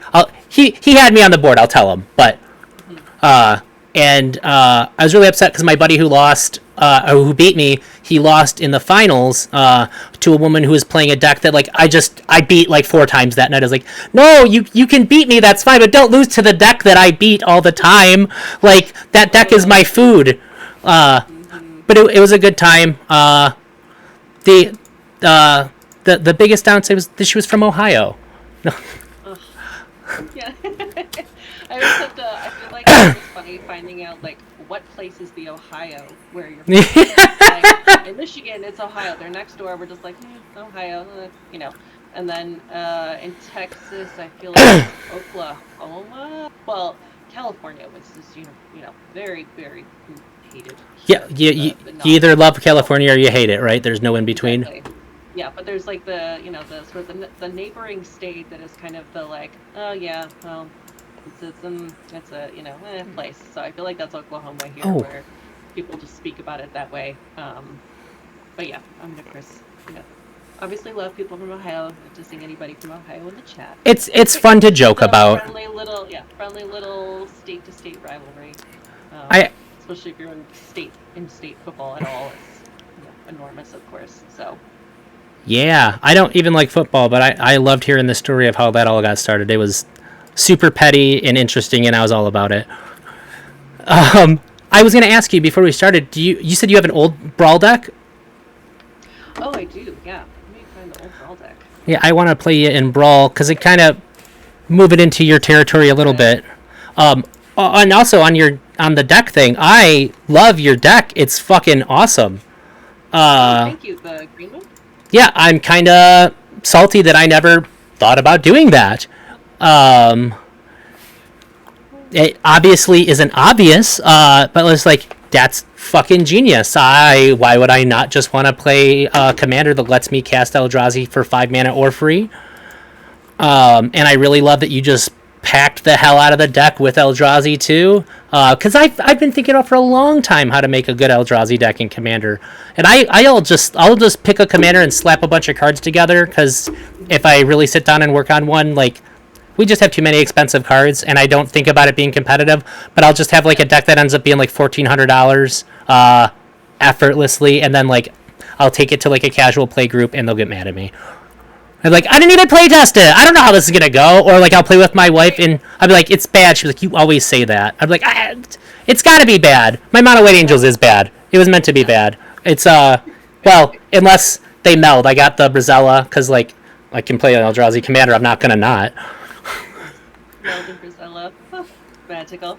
Yeah, so... I'm gonna build that deck. You're gonna what? I'm gonna build that deck, absolutely. I can send you the list if you didn't already get the list from the podcast. I'll take the list, especially since it might have changed. I'll trust your tweaking on it. Yes, so originally I had that deck. That was fine. I bought a deck that was like created by somebody, so it was like for it wasn't like an official pre-con, but it was like built by someone, so I got it, and it had Morifon originally as the commander. Oh yeah. Well, okay, so I told this story in the podcast, so I know you're hearing this for a second time, so other people aren't. Those who haven't. Yeah. So had Morifon as the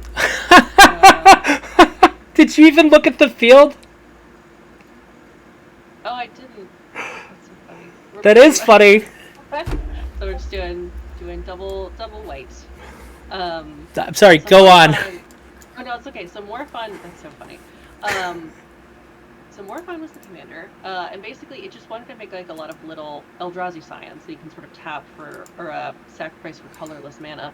And I had found Joda for a completely unrelated reason. I was thinking about making a deck around him, and then I read the line about like, you can pay Wooburg instead of normal casting costs, and then I realized that Morifon reduces everything by Wooburg, and so I was like, wait, does that mean I could like play a thing for free? And I asked somebody who was a judge, and they were like, yep. And I was like, oh. So I completely reworked the deck, jammed it full of my very favorites, and then focused a lot on like cards that'll let me sort of like defensive card and ripping pods and like sort of those types of things that allow me to like pull things out. I know you're a monster. I know, it's horrible, but I just got really excited about playing like the Eldrazi, because I've always been drawn to them. I remember watching a game. I want to say we're going to. I don't like that. Rude. Actually, I'm sorry. It's okay. What was I going to say? Oh, I remember watching somebody play Magic on Twitch, and I don't remember if it was like in a full competition or just somebody was playing casually, and I saw Ulamog for the first time, like the Ceaseless Hunger, and I was like, what is that? It's so beautiful and so horrible, and like I need it. And so I always thought to myself, like, if I could get good at playing Magic, I would love to play that card. And now it is like in my head. Yeah. So it's super fun, and I put Ulamog where it doesn't belong. Yeah, it's great. I'm probably surprised. I guess I'm surprised at myself that I'm not like jamming in Eldrazi and other places, because I really should be. But I do try to have like a lot of caveats with that deck, because I do realize that occasionally a turn 4 Ulamog will happen, and Annihilator is not everybody's favorite, and sometimes that can be really neat. So if you ever want to play Commander, I don't give a shit what your power level is. I don't care. It doesn't bother me. Rule 0 is I ask you if it's okay, you can do whatever you want. Okay, that's great. I like seeing cool, powerful commander decks. Yes. If you turn for Ulamog, I'm like, that's sick. I hope that I have a swords. Yes, right. Yeah, exactly. So it's very fun. It's a great deck. I enjoy it very much. I need to tweak the mana base. Occasionally I can get a little mana screwed. The last time I played it, I was missing red mana for much of the game, which kind of slows things down.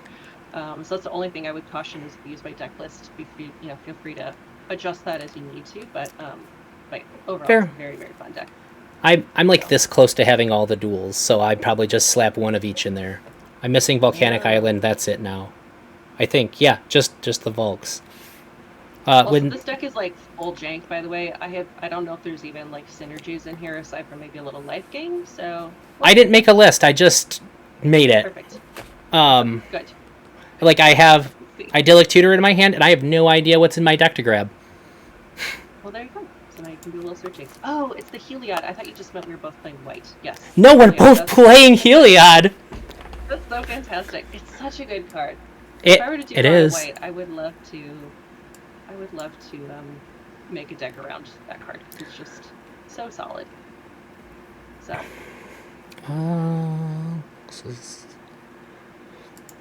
Yeah, I guess that. Also, I do want to talk to you. I have questions and stuff, and I want to talk to you about poly stuff and like say stuff to you about poly stuff. But I just want to give you kudos because I love Magic, and I've been really proud of a lot of my decks. You talked about your deck for like a whole fucking hour.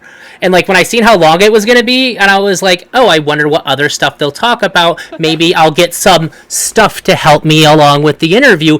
And you stayed on topic the whole time. I'm like, how? Like I was at work listening to it, just like I didn't have anything to do because I sit on my ass, I work IT, and I had nothing to do. And I was just like, how? I'd just be like talking in Discord and just be like, this is still like, how? Like, it's like a little intimidating to think about playing you and your commander because like I know like one deck enough to talk about for like I don't know, I could maybe talk about like my Narset deck for like 20 minutes, which isn't interesting because she's shitty. She's like win as fast as you can kind of deck, but like you know your deck so well. I was really impressed with that. Like even when you see pros like talk about their decks, they get like 10 minutes or something and they talk about their deck for 10 minutes and like you legit talked about it for an hour and like okay. I just yeah, I guess just the best way to say is like I was very impressed. I don't know many people that could talk about their deck that well and that much, and like it's not like you were just like talking out of your ass, like it was all like extra information about the deck. So that just struck me like really hard, like that there was no part of my mind that just thought that you were gonna talk about the deck the entire time. That's super cool. I strive for that level of nerdiness. I genuinely do. You're welcome. Yeah, it's I would say that's probably the deck that part of why he reached out to me was he wanted to talk to me about my signature deck, so I was able to pick what I wanted, and that was the one that I have spent the most time. Well, I feel like I pretty much built, because I did buy sort of the original. I did buy it originally, but I changed so many of the creatures, on the mana base is completely different now. Like it doesn't look anything like what it did before. So I had to kind of.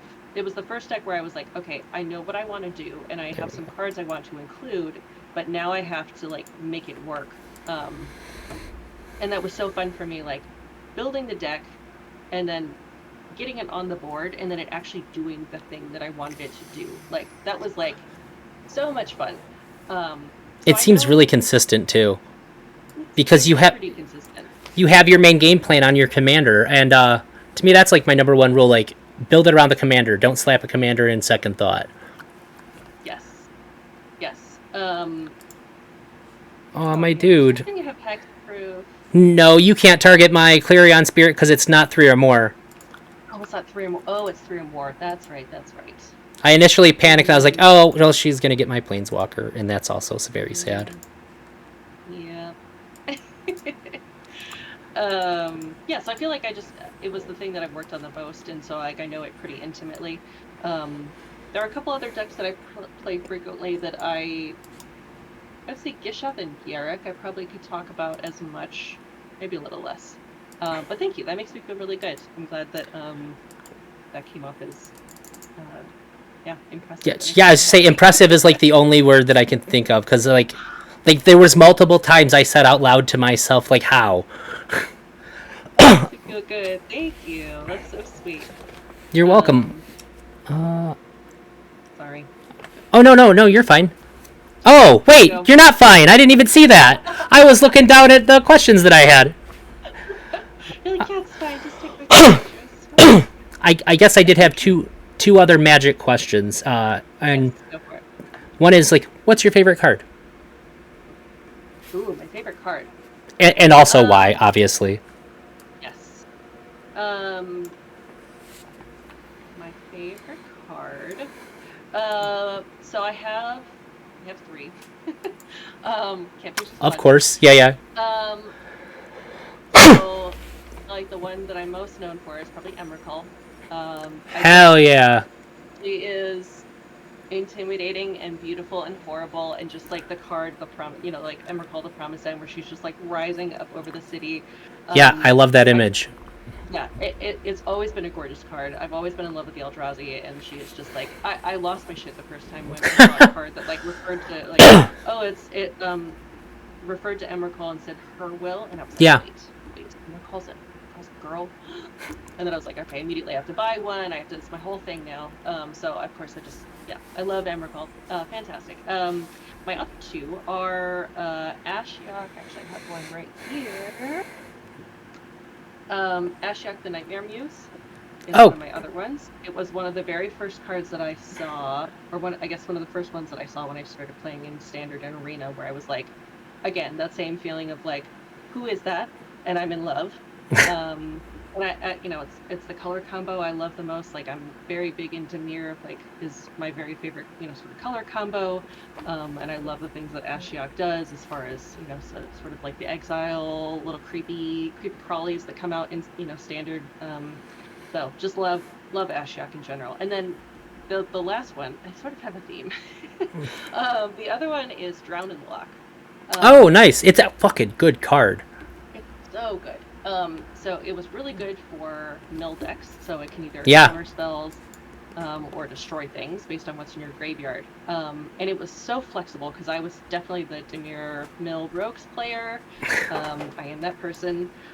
So it was like my favorite. When it's good, it's good. It had so much flexibility, and the artwork is like breathtaking.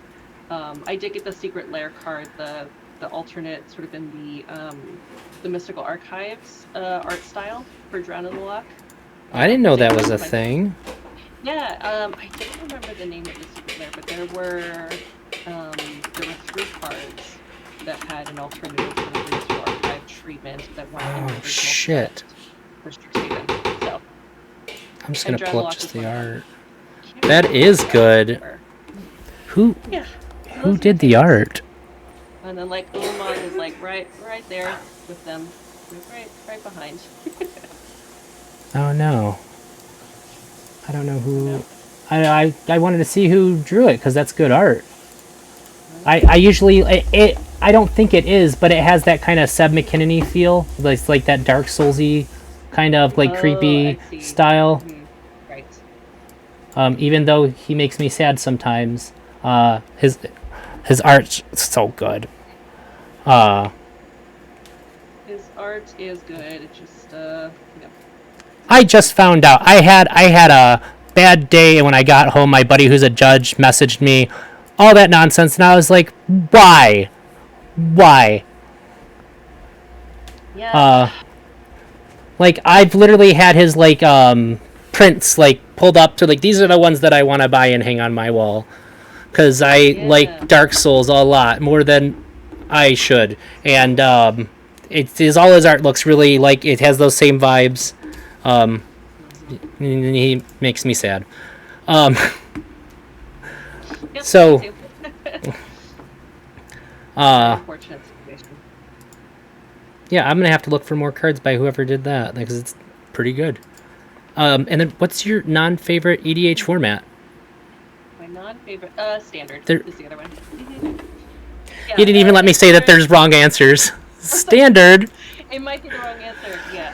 It's really I get the it. only one that I've played in. I mean, Brawl is pretty close.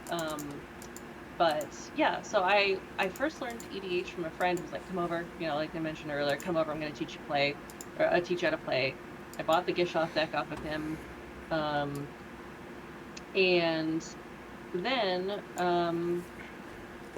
and that's when I sort of picked up Arena, because I was like, well, I'd like to play it a little bit more, kind of learn how all this works.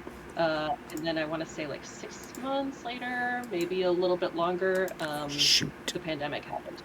So then it was like, okay, well, this is a perfect It's Arena vehicle for me to, yeah, it was fantastic. So it was like a great way for me to learn the game. And so that's kind of where, like, my bread and butter for a long time was Arena, and I did a bunch of laddering there for a while until I got like really heavily into EDH. So, and now I'm here. But yeah, that's my other favorite format. I would like to get into it more. I need to update some of my decks because I love New Capenna. I did not think I was going to, or I thought I was going to be like, yeah, it's fine. Mm-hmm. But it has really had some cards that I just adore. So It has really strong creatures. I haven't dealt with it too much yet. Like I said, I just left the card shop and I didn't buy a box for like the first time in my life. And I did like one draft. No, I did 2 drafts with it. I drafted Jund, lost 2, and then won 4 in a row. And then I begrudgingly went Naya, and I'm never drafting Naya again. Because the good cards aren't that good. But like some of the creatures that are like 3 and 4 mana are like insane. Or maybe they feel like they're 3 or 4 mana because you have all this treasure, but like the draft is like powerful. yes, it is. Scary. I like Jund because it's like low and fast to the ground, and you can get in there super quick with like 4/2s on like turn 2 and stuff. But I still haven't quite figured out if I really like the set or not. I really liked Kamigawa a lot. There's a lot of cool stuff. But I'm still figuring that out. Reasonable. That makes sense. Yeah, and I mean, I think that's a really... Also, I completely did not... For some reason, I thought that... Oh, do you think the first worked, ability? I thought this worked like Companions, where I had to pay the 3 to put it into my hand and then play it. So that's why I was like, oh, I would have played Heliod a while ago, because I'm waiting to have 6 mana to be able to like pull and then play. Oh, so gotcha. I feel a little silly, but that's okay. Happens. I'm going to put this on this guy. Why was my stuff? Yeah. Yeah, I mean, I think that's a really fun part about Magic is the fact that there's... you know, it's a little tough sometimes because you can be a little product oversaturated, but the upside to that is you get a chance to be like, this is the set that was basically made for me, or just like, you know, it's a bit like Kamigawa. It's like, it's beautiful. There's some really fantastic cards. I didn't feel like it had a lot of personal draw for me, but that's okay. You know, other people felt the same way about Strixhaven or, you know, any of the Innistrad sets or, you know, New Capenna. They're just kind of like, not my thing, and you know, that's perfectly all right. Ooh, that is gonna hurt. But yeah, so it's a good time. You're able to kind of get sets that, you know, resonate with you, and yeah, it's a good time. I was just teasing when I said there's a wrong answer. Like, I know that like nobody plays Legacy anymore. Like I always hope that somebody will say Legacy, and like then I can talk about Legacy. Right. I would like to learn other formats. Cockatrice is a free software, and you can play. You get all the cards right away, and you can play match. Like you're not even matchmaking. You can like pick who you play with online. You can play with like specific people. You can pull deck lists right offline and import it, and it's every format. So I used to play some Vintage on there. You can play Commander on there too, and you don't have to have the cards. Okay, that is really nice. I like that. Yeah, because that can be a little bit of an issue. No. You get a 5/5 now because it's pumped. I didn't really think that through. It's okay. yeah, that's what I use to play like formats that I don't really get a lot of opportunity to play. Yeah, standard makes sense. It's like you play on arena, and also standard, like for all the negative things I can play about standard, it brings more people into the game. Well, historically than any other format. Now it's commander. I I like commander a lot. I just don't have. I don't have like I haven't like the friends that I can play with where like everything's cool and we can just play our decks are like kind of scattered around. I see. So because like if I play at my local game store where commander's really big, we had like no community there. There was just like a few commander players, and I started working there. I was like, we need to be the first people to have Magic in the area because there's like a ton of card shops by us. And so we got Modern going there, and a little while after that, we started getting more promos and stuff to give out to people, and we give out free promos to our commander players. Our commander scene's exploded. We're almost maxing capacity now. It's been really good. But people are like, why don't you play? I'm like, either I play like it is a casual deck. Like I'll play a deck that like to me is like absolutely casual. I'm not like I have like Narset and like Muxus that aren't. And well, I built T-Grid thinking that it was going to be casual. I didn't realize how busted that was going to be. Even when I was picking cards, they were like, how about this? I was like, no, it's just the casual one to play down the road. Like, I'm not trying to go super crazy with this deck. Because, like, they know me. They know I want to get, like, you know, they know how I build my decks. We're on first name basis with all the employees. So I can either bring, like, a casual, like, one of, like, my good casual decks, that sort of hang with the decks that are at the house if we play at home, or I can either play, like, bring, like, a precon, or just, like, a really bad deck that I make bad on purpose. Then I play a bad deck, everybody's like, just get them. I'm like, no, my deck's bad. Stop. So either, like, everybody's mad at me, or, like, I just don't get to play. So I kind of unintentionally, like, did it to myself. But I didn't mean to. I want everybody to have fun. Yeah, of course. So sometimes I feel like sometimes I'll forget that I really love Commander because of that, because I just don't get to play it a lot.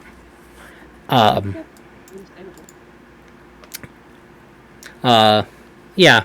And I kind of just like rolled right into the other thing. Did you have anything else you wanted to say about women in Magic or Magic before I ask you about poly stuff, which I'm super excited to ask you about? Yeah, I'm good. I mean, it may come up somewhere, but yeah, I feel pretty good for now. Okay, well, I offered that to you, then sort of robbed you of the ability to say anything because I was super excited to talk about your Joda Eldrazi. Yeah, it's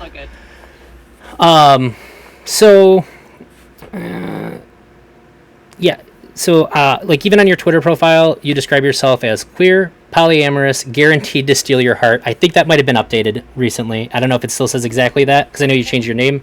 It's like, what exactly does that mean to you? And like, oh, I guess, yep, that's the next one. So what does that mean to you? Which part? Well, yeah, there's a lot of stuff. So like, personally, I never know what somebody means when they say queer because people use it for different reasons. What does that mean to you? Let's go right down the line. Perfect. Yes, that is a great point. I'm going to move this over here. So for me,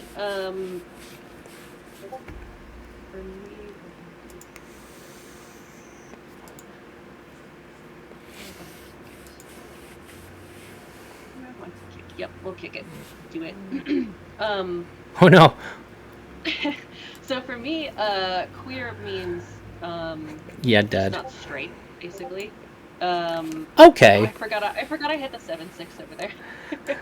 Or I forgot I had the I gave it to you. I just forgot about it because it's been sitting over there. Well, I'm saying you don't have to feel bad. Yeah, so queer to me, and to a lot of people, just like the umbrella of not heterosexual. So for me, it works very well.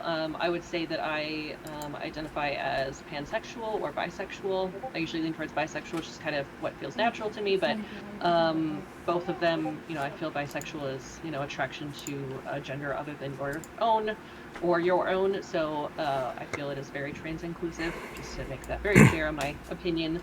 But for me, queer just feels like a very good identify for me because it sort of helps me. It feels like I belong and kind of a home I can make, a home I can be in.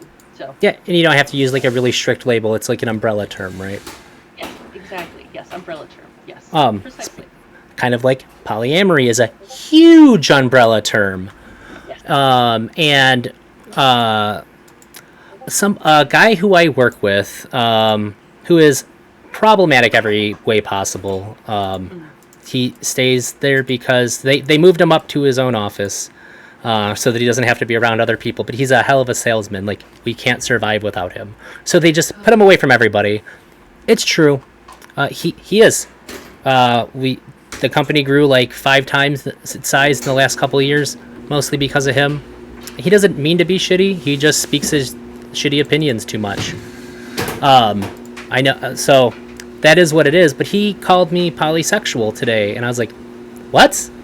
And I was like, "I don't really like that term, John." Like, and I wasn't like offended, but I was like confused. Like, "You've never heard me say that?" And he's like, "Well, that's what it is. That's what you do, right?" And I was like, "No, that." Like, I'm not even sure, like, I've heard the word tossed around, but, like, I can imagine what it might mean, but, like, that wouldn't be how I would describe myself either. So, like, no, that's not it. I was like, it's polyamory, John. He's just like, well, it's, like, the same thing, and then he walked away. But polyamory is a really big umbrella term, which can mean anything from just being an open relationship, and then, like, 30 different types of dynamics that I'm not going to break down right here. But it literally means many loves. That's what the words mean. But, like, what do you mean when you say it?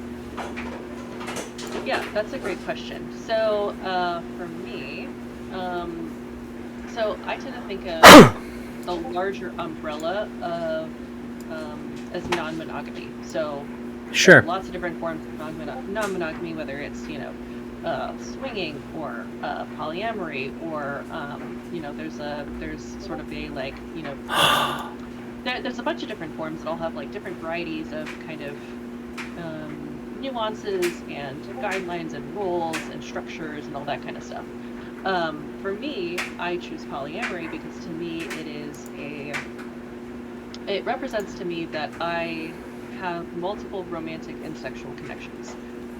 So I'm not just with one person, or I could be in the moment, but generally I am a person who will have, multiple people in my life who I have romantic engagements as well as sexual engagements. So that's just kind of how that's the word that feels best to me. Occasionally on my profiles, I'll usually use ethical non-monogamy. E&M? Yes, E&M. So that's sometimes another way to kind of say, like, I feel like for people who are less familiar with polyamory as a term, it can sometimes be a little easier to kind of translate what I mean. I use it, but I don't like to. Yeah, because it does sometimes indicate that there's unethical polyamory. Like it feels like I'm trying to qualify myself, like my ethics in advance. Like, if you think it's not ethical, then why the fuck are you talking to me? Right. Yeah. I'm glad I don't feel like that's a little weird. Like, because I've always said poly, and then I see E&M popping up, and I'm just like, I guess, like, I don't know. It just feels, yeah, it almost makes it feel like saying poly is almost like a dirty word then. If there's this, like, other, like, grandstanding phrase for it that essentially is the same kind of umbrella term, like. Yeah, I totally get that. And that's why, like, I tend to use polyamorous. I think on the dating apps that E&M works a little better. It does. Just for translating, but I agree. I mean, that's why I don't use it on a regular basis, because to me it just feels like polyamory feels like the one that makes sense. But yeah, I agree that it kind of indicates that it's like, well, maybe there's like a non-ethical version, and it's like, oh, that wouldn't be polyamory. It's how I view it. Right, exactly. But yeah, that's what it means to me, and part of what it is for me is also staying very honest and direct with people. So all of my partners know about each other. They know the types of things that we do. I mean, obviously, there's everybody has to sort of pick and choose their boundaries as far as like how much detail is shared between partners. But there's no like my partners both know about each other. We treat, everything from making sure if there's new people in the polycule that we're very clear about sexual boundaries, emotional boundaries. Everybody knows that everyone exists, all that kind of good stuff. So honesty and directness is like a big part of it for me. Yeah, I think that's really well put. I've heard it. Other people who have called themselves poly describe it in a lot worse ways that I don't like. There. There's some people who just call it, to say they're polyamorous and cheat, which really bums me out. There's some people who are polyamorous and cheat. That is true. Which is like extra shitty to me. Like, you don't even have to. Why are you doing that? Yes. I'm also confused about that. When that does happen, the same sort of thing where I'm like, but why though? You already get the chance to be with the people you want to be with. Like, why? I feel like just lying about it just adds just like extra layers of shitty that otherwise I don't feel like we need to add. Either like you like hurting people, or like there's something really wrong here, and like stop it. Yeah. It's a high bar of trust that most people don't have in their relationships. So it feels like there's an additional violation. Yes. Because there's such a high level of security and a high level of trust that the average person won't ever have. They won't feel it. They won't have, coupled with the comfort of having that kind of a boundary. And like, I feel like you're going to be doing way more damage to your partner or partners when you do that than in a typical monogamous relationship. Yes, I agree with you. Yeah. Because I've had it happen. Yeah, unfortunately.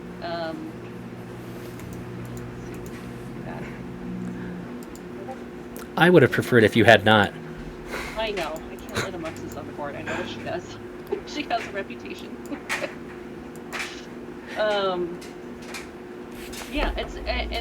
To me, it's also an additional red flag. They're I see it now. I didn't know Muxus was a woman. And then you said that, and I looked at the card, I'm like, yeah, probably, huh? Oh, yeah. I took that as grandee, I suppose. Well, I'm dumb. I don't know these things. Oh, no, but then I looked. Well, like in art, they deliberately put certain features and stuff, and definitely looks different than very clearly male goblin. Yeah, I think you're okay. Yeah, shoot, I'm just dumb. Sorry, continue. You kind of blew my mind for a minute. I didn't know what grandee meant. Oh yeah, no, you're good. And again, I could be wrong. But I feel like stop having things. No, I'm in mono blue. It's my job to have things. That's fair. But yeah, so there are a lot of nuances to infidelity, especially in today's world, where it's like there are any number of types of things that could be counted as cheating. But to me, when that happens in polyamory, it just shows me an extra layer of there maybe are conversations that you're not having or ready to have that you need to have. That to me are very fundamental in this particular style of relationship practicing. Maybe it's just you're being avoidant, or you don't want to have a conversation. Like maybe your partner is really strict on some particular thing, and there's some work that needs to be done, and or maybe you're in a situation and you need to leave and you're not ready, and so you come a different way. There's any number of reasons. There are some instances of infidelity where I am understanding of. I would still say it's wrong. Sure. I'm pretty promises, Yeah, I'm pretty deontological in my line of thinking. Like if something's wrong, it's probably wrong no matter what.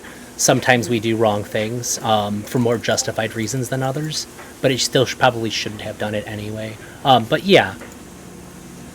Yeah, well, and there are also people that think that you can't cheat. Yeah, you can just do whatever you want, regardless of what you say or communicate. Yeah, or that cheating doesn't happen in polyamory. Nonsense. When in fact, cheating is fundamentally breaking a promise, right? So Yeah. we make promises in polyamory to behave in certain ways, to have certain standards, to communicate certain types of information to each other, and you can absolutely break those things. So, Yeah. I think for me, I would probably define cheating as a violation of a boundary or trust established in a relationship, no matter what form that takes. Sorry, but it's like specific to the boundaries of the relationship. Like I don't think like saying like I'm gonna go hang out with my friends and then instead I like just go to the bar and hang out by myself, like that's not cheating. But if it has to do with like the terms of a relationship in that way, I would say yeah, probably would be. Oh yes, okay, yeah, I can see that. That makes sense. Which I'm not saying there's any. I think that it can mean different things for different people too. So you have 3 blue untapped. I'm gonna try. So the next question that I had, I don't need clarification on guaranteed to steal your heart. It's a cute line at the end. So let me know when you're ready. I understand that one. In what way do you practice polyamory? So for me, it looks like dating multiple people. Currently, let me move. Not that thing. Scry. So yeah, for me currently, it looks. Oh no, see, this is fine. That was about as good as it gets. Ugh. Yeah. Oh, and they're all hasty. Oh, I'm dead. Yeah, I'm sorry. Oh no, that's okay. That's what happens with goblins. Block this, but it's not gonna be 16. any good. Oh, yeah, it's exactly. Is it exactly? Yeah. Very nice. Yeah, this was the more janky, so you're gonna make me go back to mono white. That's fine. I only have a couple decks. I didn't even know what I had. We're just rotating through the things that we have, so Yeah. But yeah, so for me right now, the way I practice it is I currently have 2 partners. Mhm. One who is in the Magic community. His name is Angst the Viking. So Oh, I'm sorry. 1 minute. Are you about to go to bed? He is. Okay. He wanted to know how many people are watching you. Good night. I love you. Do you know? Less than there was. We had up to like 9. How many?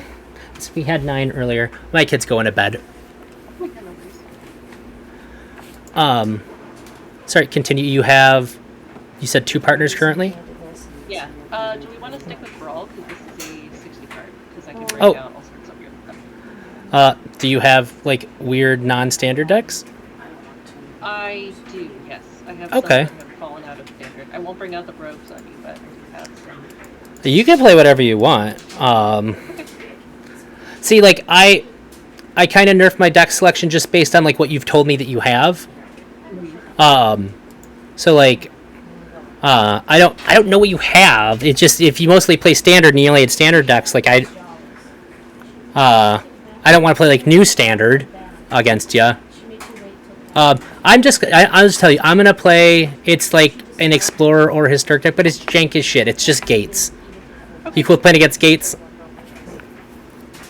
Yeah, that's totally fine. Sometimes it does cool things. Sometimes it doesn't. It's super slow. Totally fair. Okay. And we will try. It's my favorite bad deck on this on Arena in general. I love good bad decks. Fantastic.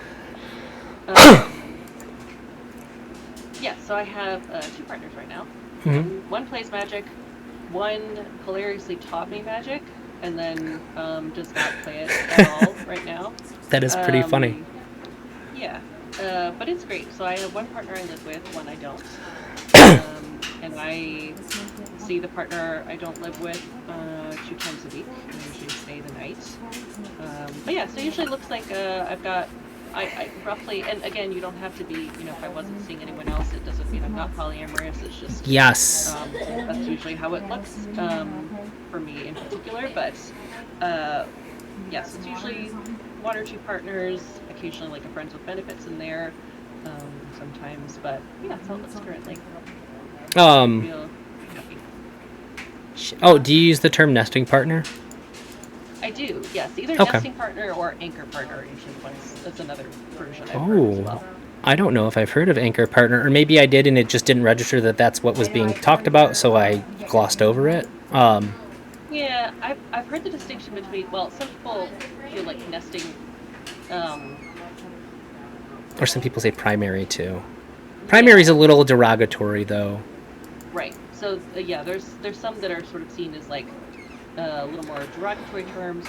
You know, if you live with someone, but otherwise your relationships are equal throughout your life, but you live with someone, or Yeah. you've anchored your, so it's sort of like you've anchored your, you know, your home and your finances or something like that, or maybe you have a child with somebody.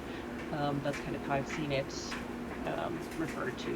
For anchor? As, but oh, I have no lesson cards. Oops, I got a discard. I don't want to do that. We don't have to, do you? Oh, I can decline. You're right. Okay. Just like, no, I don't want to do that. Okay, there we go. So yeah, so that's how it looks right now. Okay. I need to eat hot Do you have like a... I don't know how to word this, like a hard or soft cap on how many partners? Hard or soft cap? Usually. I could define those if you want what I mean by that. Yeah, no, I think I understand what you're saying. Sort of a. It has usually ended up as 2. Okay. Sometimes 3 people. Currently, right now, it usually ends up being a time thing. Yeah, that would be like I the am soft someone- cap to me. Yeah, so the soft cap is time. Because for me, I love people. I'm a giant extrovert. I don't think it would be an unfair assessment for me to say I can fall in love with people pretty easily. So for Golov's deck. Oh, I think my first time playing against Golov's. He's so really it's one of underwhelming those- here.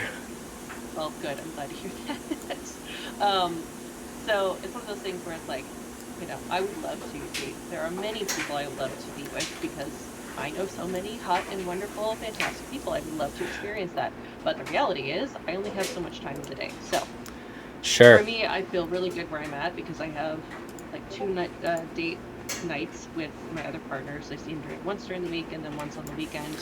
That feels pretty good in terms of commitment levels because I also want to make sure that if I add someone to my life that you know, I'm clear on what I can offer them and also be consistent in that. So I don't want to promise like a lot of things or a lot of love or a lot of whatever if I don't actually have the space and time to commit to giving that to them. So, That's really admirable. I think a lot of people don't think that kind of stuff through. yeah. And that makes me sad too. Yeah, I agree with that. It can be a little difficult at times for sure because, you know, my heart can sometimes get a little swept away sometimes. I but, get it. But, Classic yeah. me, 110%. Yeah, but yeah, so it's just being mindful of that, you know, making sure that, oh look, here we go, whoops. This is my angel. Oh, it's if you too. Oh, I was reading it wrong at the same time. Run that back. That was good. Yeah. If you don't mind running it back. Running it back. Yeah. Yeah. Okay. Yeah. That was good. And I remember just thinking too, like, well, how the hell do you win with that if, like, I'm still gonna take the damage, just gain it back. Everybody's gaining life. Exactly. Yes. Yeah. Yep. Mhm. I thought it had to be me. This is another. This is a deck that I made. I'm gonna say multiple. Like before the most recent standard rotated. And I think before. This might have some Eldrich cards in it. So. Was it Kaldheim? It does have Kaldheim, yes. Okay. So this is a deck that I've worked on a lot. It's just, you know, because I do this, I do the thing sometimes where I play decks in standard and I lose a game and I'm like, oh, I needed more protection. I go in and I like fiddle it and change it again. And the next time I'm like, oh, I need more card draw. And I go in and I change it again. I get it. Which is sometimes a bad habit because sometimes it's just Fluke. the luck of the draw, right? Yeah. I'm super guilty, and I know it's wrong to do it. I know it is. But you get a little salty after a loss. You're like, all right, I'm going to fix that. Exactly. Yep. But yeah, this is a fun deck. It has lots of...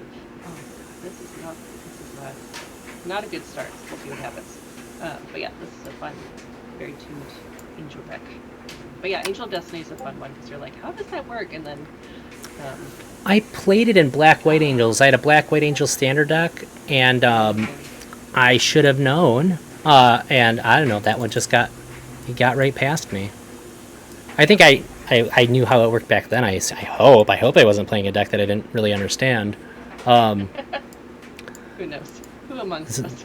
Right? Yeah, but yours is good. I didn't even know. I didn't even see what the last angel did. I didn't read it in time. I think it's something about +1/+1 counters. The Angel of Destiny. Oh, yes. One of them was if your life total is above a certain point, it like buffs all angels, and then that was the first one. Yeah, and then the Angel of Destiny was when it does combat damage, everybody gains the life, and then if your life total is above a certain amount, 15 or higher than you're starting. And then what was the last one that you cast? There was one more. That's the one I didn't know. It was like 5 mana or something. What did I cast? Oh, that was a Valkyrie Harbinger, I believe. That one, it generates angels at your end step. So if you lost 4 or more life, then you create a 4/4 angel on your end step. Oh, it's like the opposite of a Resplendent Angel. Oh, if you gained. Okay. Yeah. Mm-hmm. Yep. Gotcha. Okay. So, a little wild, but it is a very fun card. The angel has vigilance too. Okay, yeah. That's pretty good. So yeah, I see how you practice it. I really, really like talking to poly people. For a long time I had it kind of leads into the question I had for you. I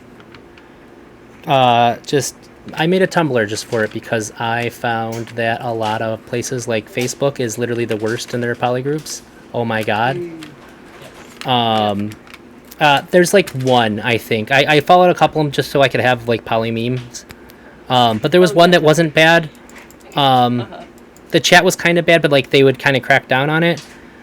And I ended up with like, and it's all I talked about was just polyamory on there, and I had a lot of really good interactions and stuff. It was really important for me, like when I first started like practicing polyamory with my wife, because I had been prior, but it was something that I never brought up until she said something to me about it, and I was just like, oh my god, like we were already like perfect, and like I didn't want to.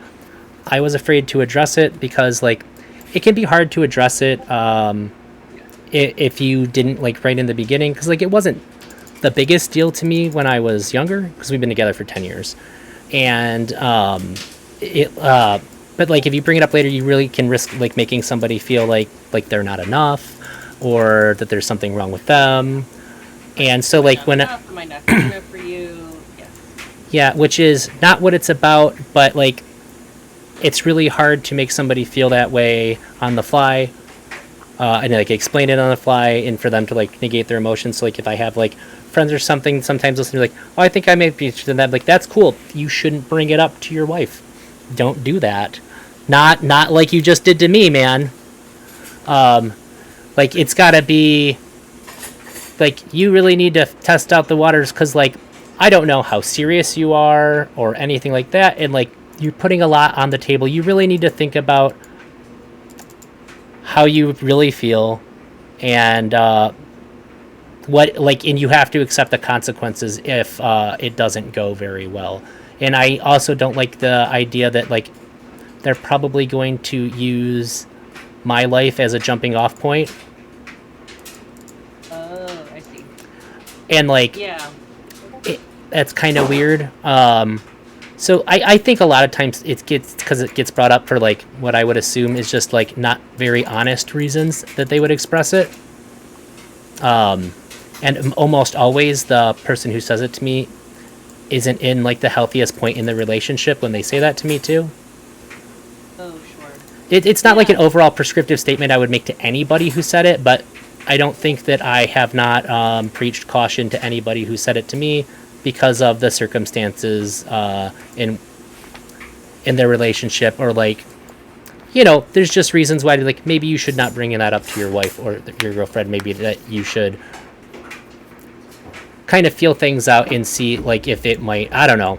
I think that a lot of people who are in a long-time relationship just need to tread really carefully before they say something, and need to understand that there could be consequences that they can't take back. Yes. Yeah, I would. Yeah. Like, on one hand, I would say, if this is. Oh no. It's like the best card in my deck, but on the other side, like, I'm not playing anything else this turn. Okay. Well, I see how it is.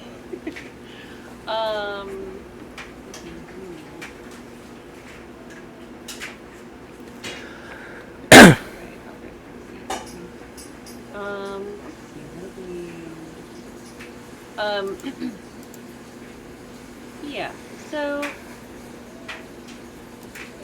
I guess if there's someone listening who is interested in starting this, I would agree with you. I would say just tread carefully, talk about your feelings, start with your feelings.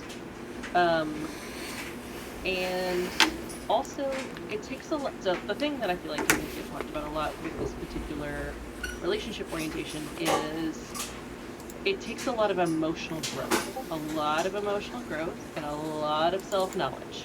Yeah, I was going to say honesty with yourself is super important.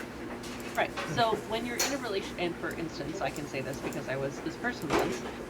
If you're in a relationship where, you know, you're like, well, we're monogamous now, but I might be interested in something else. Really examining why you're interested in that is important, right? Because if it's a, you know, I'm not feeling as attractive anymore, and I don't feel a lot of self-worth, and so I feel that drive to kind of go explore and get that validation. If it's a, you know, I feel like I may have always been this way, but I've never really had the chance to explore it, that's different. There's other ones like, well, I'm interested in having sex with multiple people, but maybe not the emotion side. There's any number of reasons why you might be interested in it. And knowing that ahead of time before you talk to your partner is a big deal. So that way when they come to you with the, like, am I not good enough, or I could never, or, you know, any number of things, you have a way to say, like, here's why I'm interested in this, and here's the things that I know about myself that aligns with this. You don't want to try to figure it out on the fly when you're having that conversation. Right. And it's okay if you don't know, you know, that's part of, I would recommend therapy if you can. I know therapy takes money, but there are sort of sliding scales and low-cost options if you can. I would say doing a lot of self-introspection and reflection is an important key. So I would say, like, don't get into it, but just if you're gonna start down the path, like you said, there are consequences. And, you know, figuring out your motivations is gonna be, and also part of that is figuring out how important it is to you, right? Yeah, if this is that's what I was saying. Where this is like, I'm getting to the point where I can no longer deny who I am, that's going to be a different tipping point than just like, yeah, that's interesting, I saw this friend, that might be cool sometime, you know, is a totally different gravity. So that's why I'd say recommending just figure out your motivations and talk about your feelings. Yeah, and I didn't, and it was also kind of important for me to say too, because I don't want to act like there's only positives to it. That it's something that everybody should do, because we're both on the same page. I think that there's a risk in this conversation of it just seeming like everything's always like super perfect and it's always super great. And I don't, and even I guess I just want to be extremely honest about it, and I don't want somebody to hear me and like. Because if I did put it out that way, too, it just sounds unbelievable then, too. And, like, nothing I say really has any real gravity about it. And, like, anybody who's been in a polyamorous relationship knows that, like, it is in a lot of ways more challenging than a monogamous relationship. Like if you think it's just as easy, like that's crazy to me. There's more dynamics. There's just a lot of other things going on. We're not saying that it's not worth it or that it's bad because it's not as easy. But it has a unique set of challenges that monogamy doesn't have. Whether it be, I don't know, do your metamors ever talk to each other or interact with each other? So that's another interesting point about sort of the style of. Yeah. You kitchen table or what? What's up? No, oh no, I'm losing the game. Ugh. All I did was prevent damage. Yeah. I Oh, am I that close? You 1, gotta 2, 3, win. 4, 5, 6, 7, 8, 9. I have 9. You got another turn. 9. Okay. I didn't even pay attention to how many gates I have. Only when I have gates ablaze. For sure. I'm enthralled in the conversation, okay? Oh yeah, definitely. Well, good. Yeah. So my two partners kind of have like a slightly different philosophy than each other. One partner prefers to kind of keep to himself, so he likes to, he doesn't prefer to meet metamors. He wants to sort of keep his own relationship separate, and it works out very well for me because then I can kind of see, there we go. I drew one. Mm-hmm. I didn't think about it. Fine. That's okay. That's great. Whereas my other partner is very much kitchen table, so I'm very close with his wife and his wife's That's so partner, cool. and so the four of us are very good friends and very close. And it's really wonderful because I get another really close friend, and she's fantastic, and I adore both of them so much. It sounds like having like another family almost, right? Yeah, it's really nice. Okay, let me break out something other than I do like the angels, so let's see, what other fun things do I have? Let's try some mono black. Yeah, it's lovely. And like I said before, I'm very much a people person, so I love getting a chance to meet other people, form relationships. So for me, kitchen table feels very natural, but it's not always that for other people. And so this kind of interesting dichotomy I have works really well for me. So yeah, that makes sense. I'm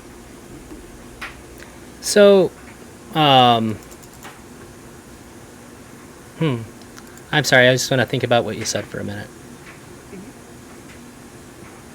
Oh, there was something I wanted to say when you were talking earlier, but I really didn't want to interrupt you. When you talked about going to therapy, and you said, I know it costs money. Somebody that I really like and respect a lot said, and I really liked it, said that I think that finding the money to go to therapy is part of therapy. And I had to sit with it for a while, and I realized that it is. You're making some other sacrifice to say that I'm going to put myself and my well-being ahead of something else. You're putting yourself first. And I think that just doing that, finding the way to, is sort of sending a profound message to yourself. Because my therapy itself is free, but I had to pay $325 out of pocket, and I'm not loaded or anything. That was a ton of money, and I really had to figure out how the hell I was going to make that work to see a psychiatrist. And probably one of the best things I could have possibly spent that money on. But that bill really sucked, and it was hard. We scraped by a lot sometimes, and there was definitely a thought of is it going to be worth it? What if nothing changes or anything? I just spent all that money, and I just sort of bet on myself for that. And I know that in some instances it's actually impossible for people to be able to do it. But trying to find the avenues, whether it be through like assistance or like sliding scales and stuff. Like obviously take advantage of everything that's available. But I think that it sort of changed the way that I thought about it, and it sort of helped me. Hearing that helped me do what I had to do in order to be able to go. And thank God I don't have to pay that every time I go see a psychiatrist. And I have the option to go once a month instead of it was like once and then 2 weeks, and now it's monthly. And he was kind of like, depending on how you feel about it economically. And I was like, yeah, please, just monthly. Oh my God, I can't. I couldn't otherwise. It's just not going to happen. But I also too I think that's pretty good advice in general too. If you're really thinking about polyamory and you want to talk about it and you think that it might not go super good, I think that just going to therapy to deal with that, and I mean obviously if you have any other reasons too, it kind of adds a sense of to your partner, might add a sense of legitimacy to what you're trying to say too. Yes. Even saying this has been really hard for me to bring up, and I want to talk about it. I've been going to therapy about it, or I talked to my therapist. But I think just saying unless they think that you're just like a shitty liar, which in case why are you in that relationship? If you say I talked to my therapist about this and they said that that I should talk about it and I've been nervous too. I think that also adds a sense of legitimacy to it. Because I know that sometimes it's just not going to hit the ear right. And I've luckily not had that problem, but it's super easy to imagine how it could. Yeah. So I agree with the idea that if you're having to find a way to go to therapy, well, let me say that again differently. I personally think that therapy should be available to all people, regardless of cost. Oh, yeah. Just because it's so important. But I do agree with you that okay, I shouldn't have played this. Going to therapy in itself, you have to sacrifice time, money, and it's uncomfortable sometimes. For me, it has been 100% the best choice I've ever made in my life to go to therapy. Right. But I totally I totally agree that I shouldn't have played this. I'm sorry. I didn't know what it was. That's okay. Yeah, no, you're good. That's you're good. Anyway, that's okay.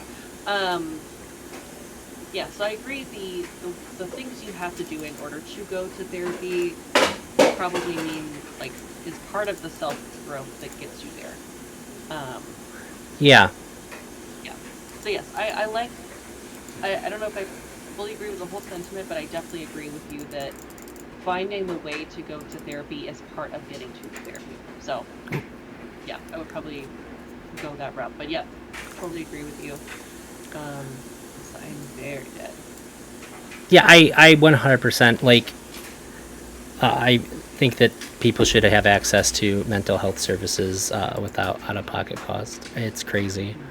The most out-of-pocket you should pay is what I pay, which is time spent not at work, because it's always during work hours, which makes it harder too. Yes, absolutely. Thank you, Exactsies, again.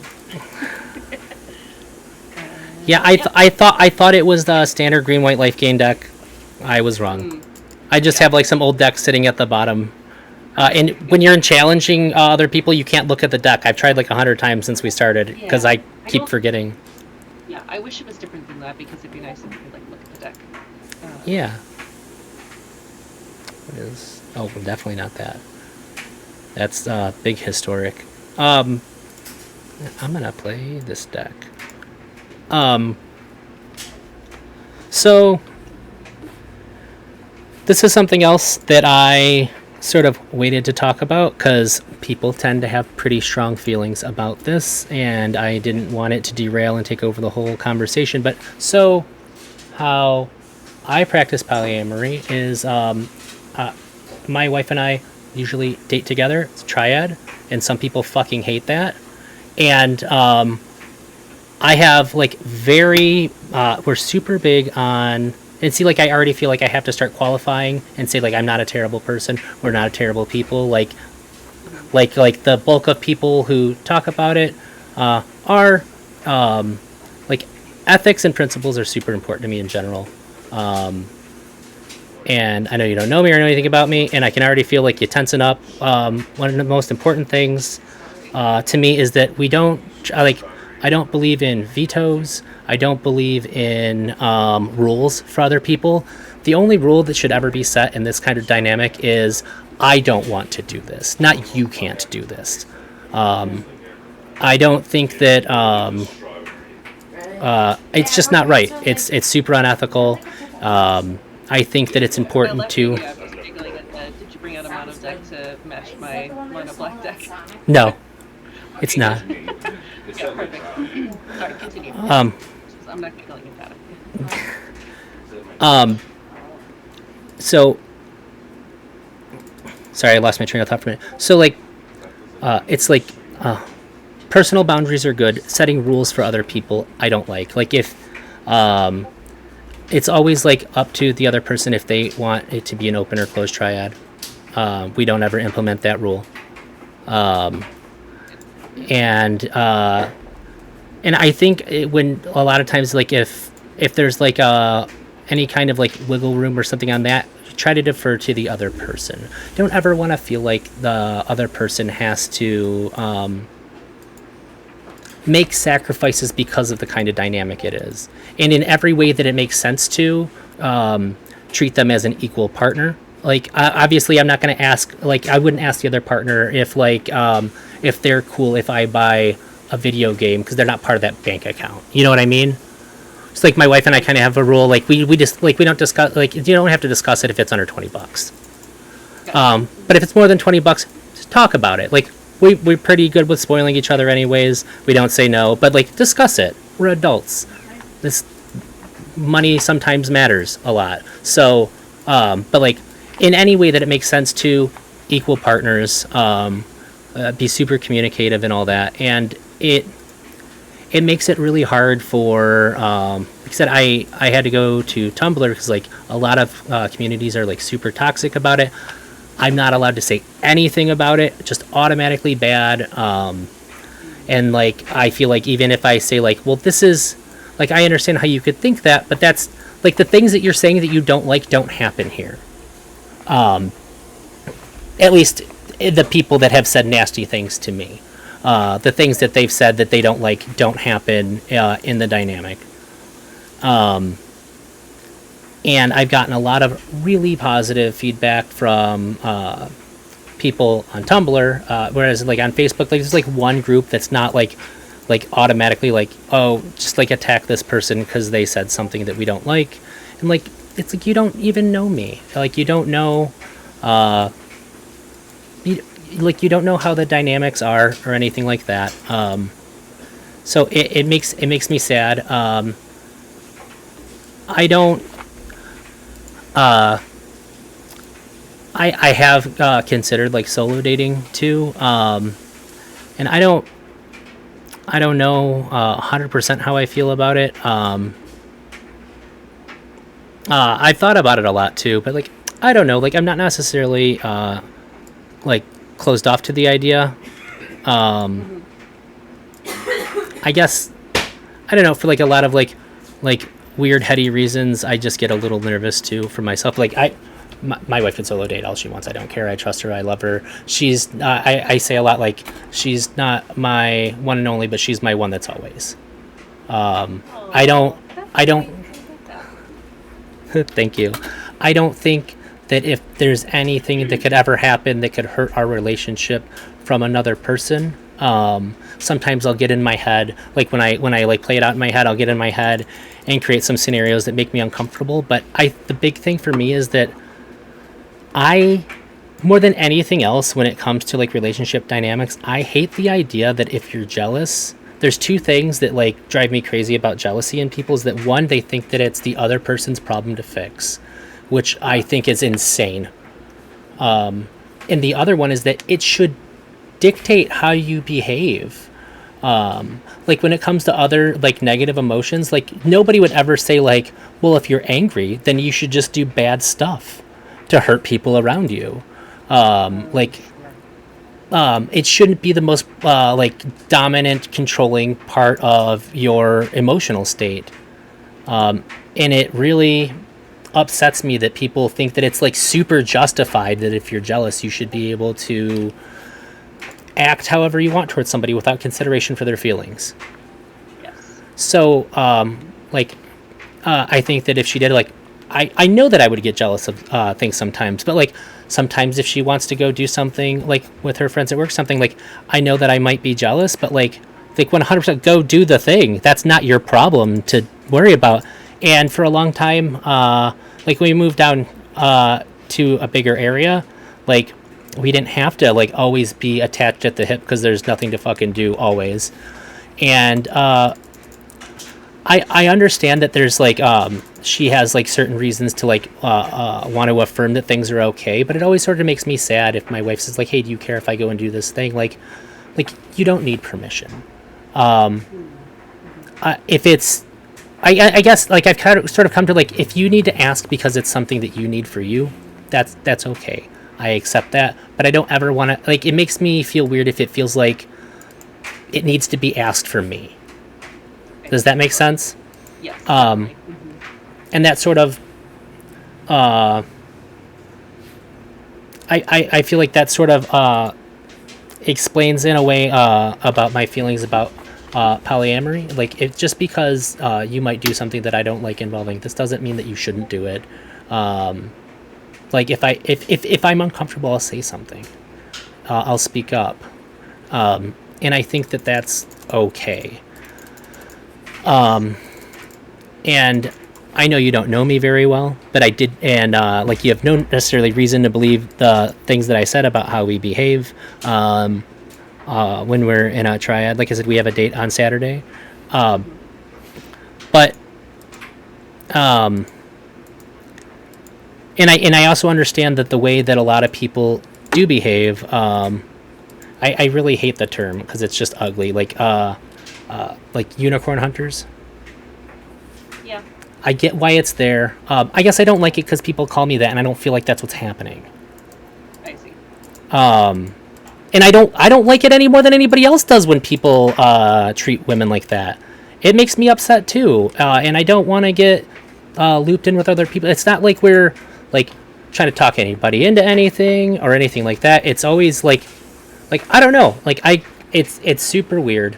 And it makes it really hard for people like my wife and I to talk to other people who have different polyamorous experiences to like learn from them and get a better understanding of certain things, which was the primary reason why I made my Tumblr, because I wanted a community so I could ask people questions. I wanted to get information so that I could be a better partner.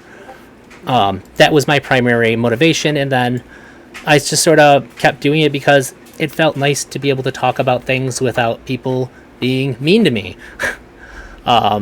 And people who understand. And it feels weird to be a part of a community where people kind of I feel like if you're poly, you probably already have a hard enough time identifying with other people about your feelings about certain things involving your relationship dynamics. Because like one, people just by default don't understand because they can't. Right. But they're like, well, you should understand it, but instead you're just being really shitty to me. So like in it, and then also too, like if they really don't like what people who are behaving poorly are doing, you should probably still talk to them in a different way, because they're probably not going to change if you're just shitty to them. They're just going to stop engaging in the areas where there are people who might be able to explain to them why they're doing something that's really unethical. Yes. It's also true. So I think there's a lot of problems in that area, because I know that people behaving like that is a really bad problem, and said I'm not a fan of it either, and I try to it's like, especially when people talk about wanting to have the same kind of relationship dynamic that my wife and I typically have. I don't think I've ever met anybody who wasn't going to do things the wrong way, in a way that I would consider to be unethical. Do you feel like you've never met somebody who who wasn't already doing it. Well, no, that's not true actually. Some friends of ours, they started dating somebody, but they broke up not too long after that, because and I know that it sometimes happens, that they didn't get along very well. She started being really mean to one of them, and just like, I don't know. I think that it might just be they just didn't get along or whatever. I'm not them. I wasn't there.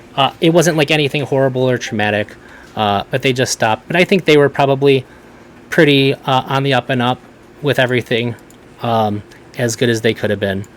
I don't think they did anything malicious. And the woman they were with was just mad because they broke up. That was the only thing that she was upset about. I'm kind of sad that we never got to meet her. We were supposed to, and then like we got busy and stuff, because that would have been really cool to meet somebody else in that kind of dynamic. And I talked for way too long. So what do you think about what I said?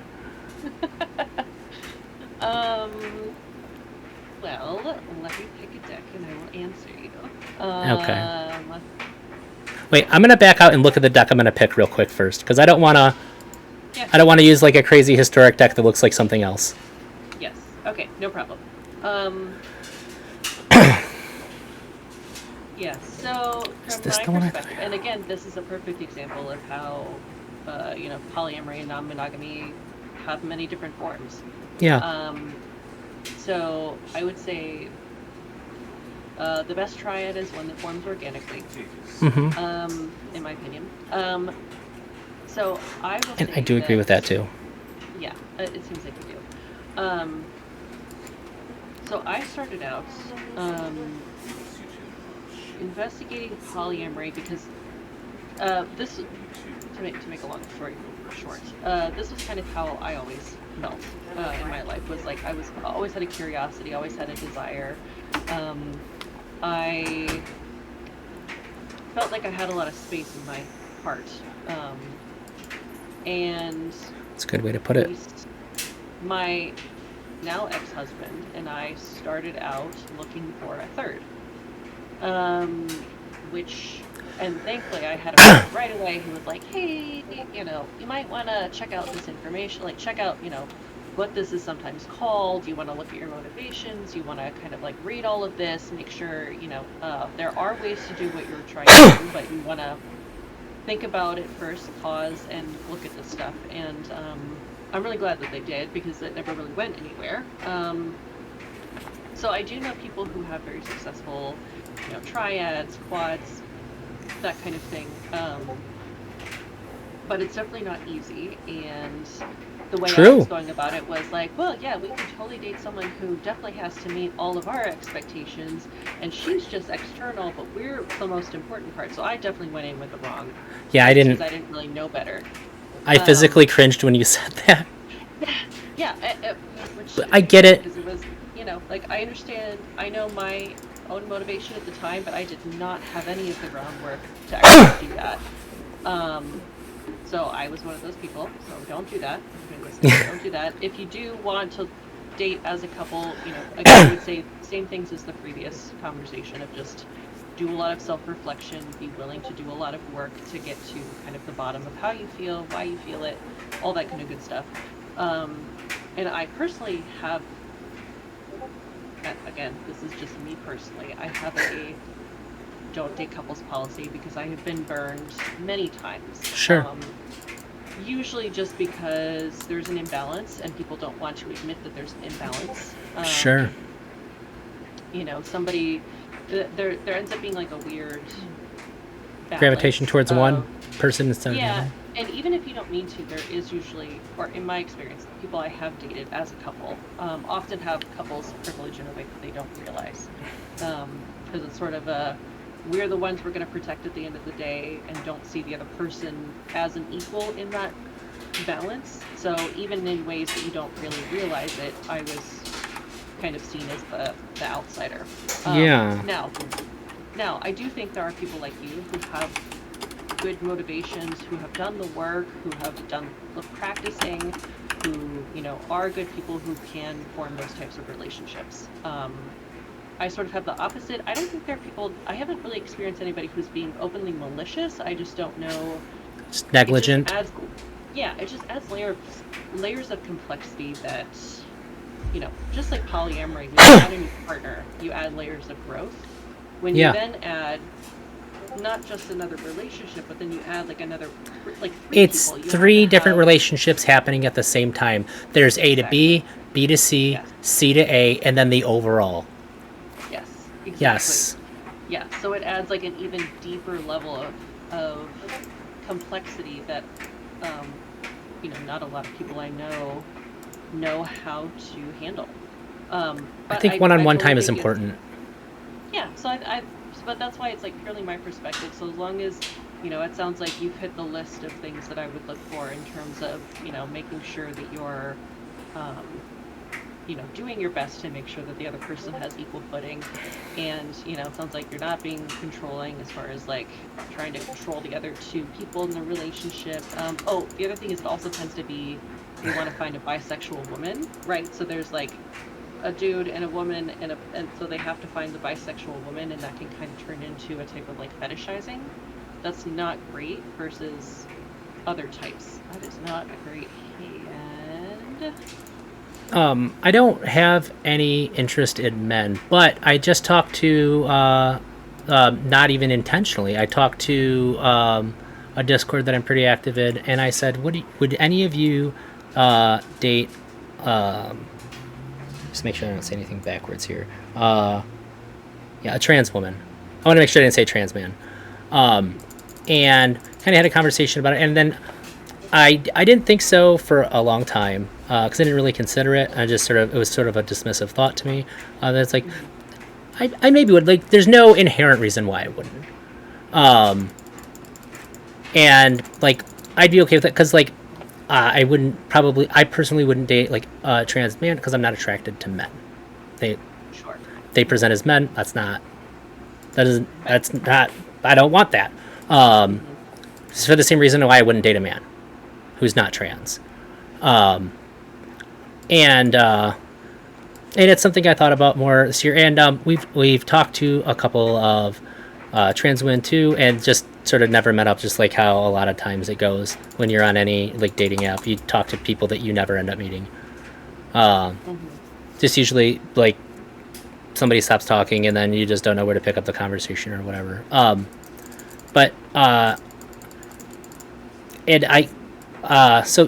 It usually ends up looking for a woman who would be interested in both of us. But I'm super on board if she ever wants, if my wife ever wants to date a woman who has no interest in me, like, fucking go for it. Or if the woman doesn't have interest in me, if like you guys click, I have no issues.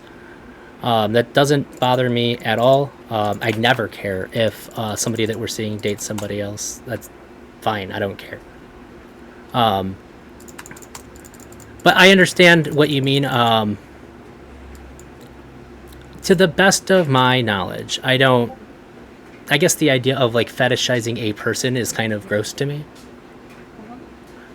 So I don't think that I do that. It's entirely possible that I do without knowing it, but like I wouldn't know. But I'm a pretty introspective person, so I try to ask myself tougher questions like that, because I don't want to hurt anybody's feelings. I don't want to hurt anything. Like I don't know. I just say it anyways. I'm not trying to like virtue signal. Like I'm a vegan. I don't want to hurt animals. I don't kill bugs. I don't. If I get upset and I'm snippy or shitty with somebody, I apologize to them afterwards. My pride's not too big for that. I think about how I affect people around me all the time because I'm crazy. I don't know. So like I really do put like a crazy amount of effort into making sure, even outside of like romantic relationships, that the people around me are comfortable. I'm not like causing anybody undue stress or harm, and I don't think that that's like special or that I deserve a pat on the back for it or anything like that. I just know that a lot of people don't do that, and I understand to a degree where people are coming from, but it still feels bad when like things that other people have done get taken out on me. Yeah. And Absolutely. and we'd made mistakes too. And you know, you said you had that friend who said, "Hey, read this." That was me when we were first starting out. We didn't really know what the fuck was up. I wanted to read about it so that I could be smart about it. And I kind of went to my wife, and ironically enough, so it really threw me through a loop too. They was a really good like little pamphlet on my phone. Basically, it was like a pretty long article, but they used unicorn hunters as like a positive, so I didn't even understand a negative association with. But it was like how to be ethical about everything, and I don't know why the fuck they used that term in it. Because I would say that I don't remember everything that it said, but like it was like, hey, like don't do this, be conscious of this, and like it said a lot of like really positive things. So like then I found out afterwards, like, oh, don't ever use that term anymore. That's associated with people who are really shitty. And I do think that it's unfortunate that there's not a lot of places for somebody who's interested in that to look to get good information, to make good choices, and be ethical. That's going to steer you in that direction, which is one of the reasons why it's like outside of myself, why it bumps me out that like it can't be talked about in any other way than just don't, because people are going to, right? Right. So like, do we care about people treating people well and being conscientious? You know the word I'm trying to say. I don't want to mess it up like 4 times in a row. Yeah. Or do we care about making people feel bad and hoping they stop? Because I care about, when it comes to people being hurt, I care more about the end result. Yeah, that makes sense. Well, I mean, yeah, I mean, the more people like you, the better. I think that's great. Well, thank you. Very conscientious. There we go. There you go. You got it on the second try. I didn't want to risk it. Got it. Yeah. Yeah. No, I totally understand it. Okay. I think we had overlapping challenges, so it was like, which one do you want to join? It's so bad. Arena's dumb for that. This might also need to be my last one.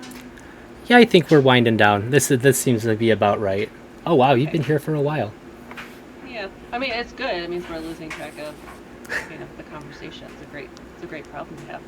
Right, and again, like it makes me sad that I felt like I had to like come out with a bunch of qualifiers too. But yeah, I mean, I understand. I mean, it's. Oh, I forgot to tell you, your sleeves are amazing. I love them so much, and I'm jealous as fuck. Yeah, I got them through. There's a site called Gray Viking Games. It's just basically you can buy like a bunch of digital stuff for Arena. And I pop in there every now and then to see if they have cosmetic stuff, and this secret lair was one of them. And I was like, it's an Eldrazi. I have to. It's a Void Winter. So yes, I had to grab one of those.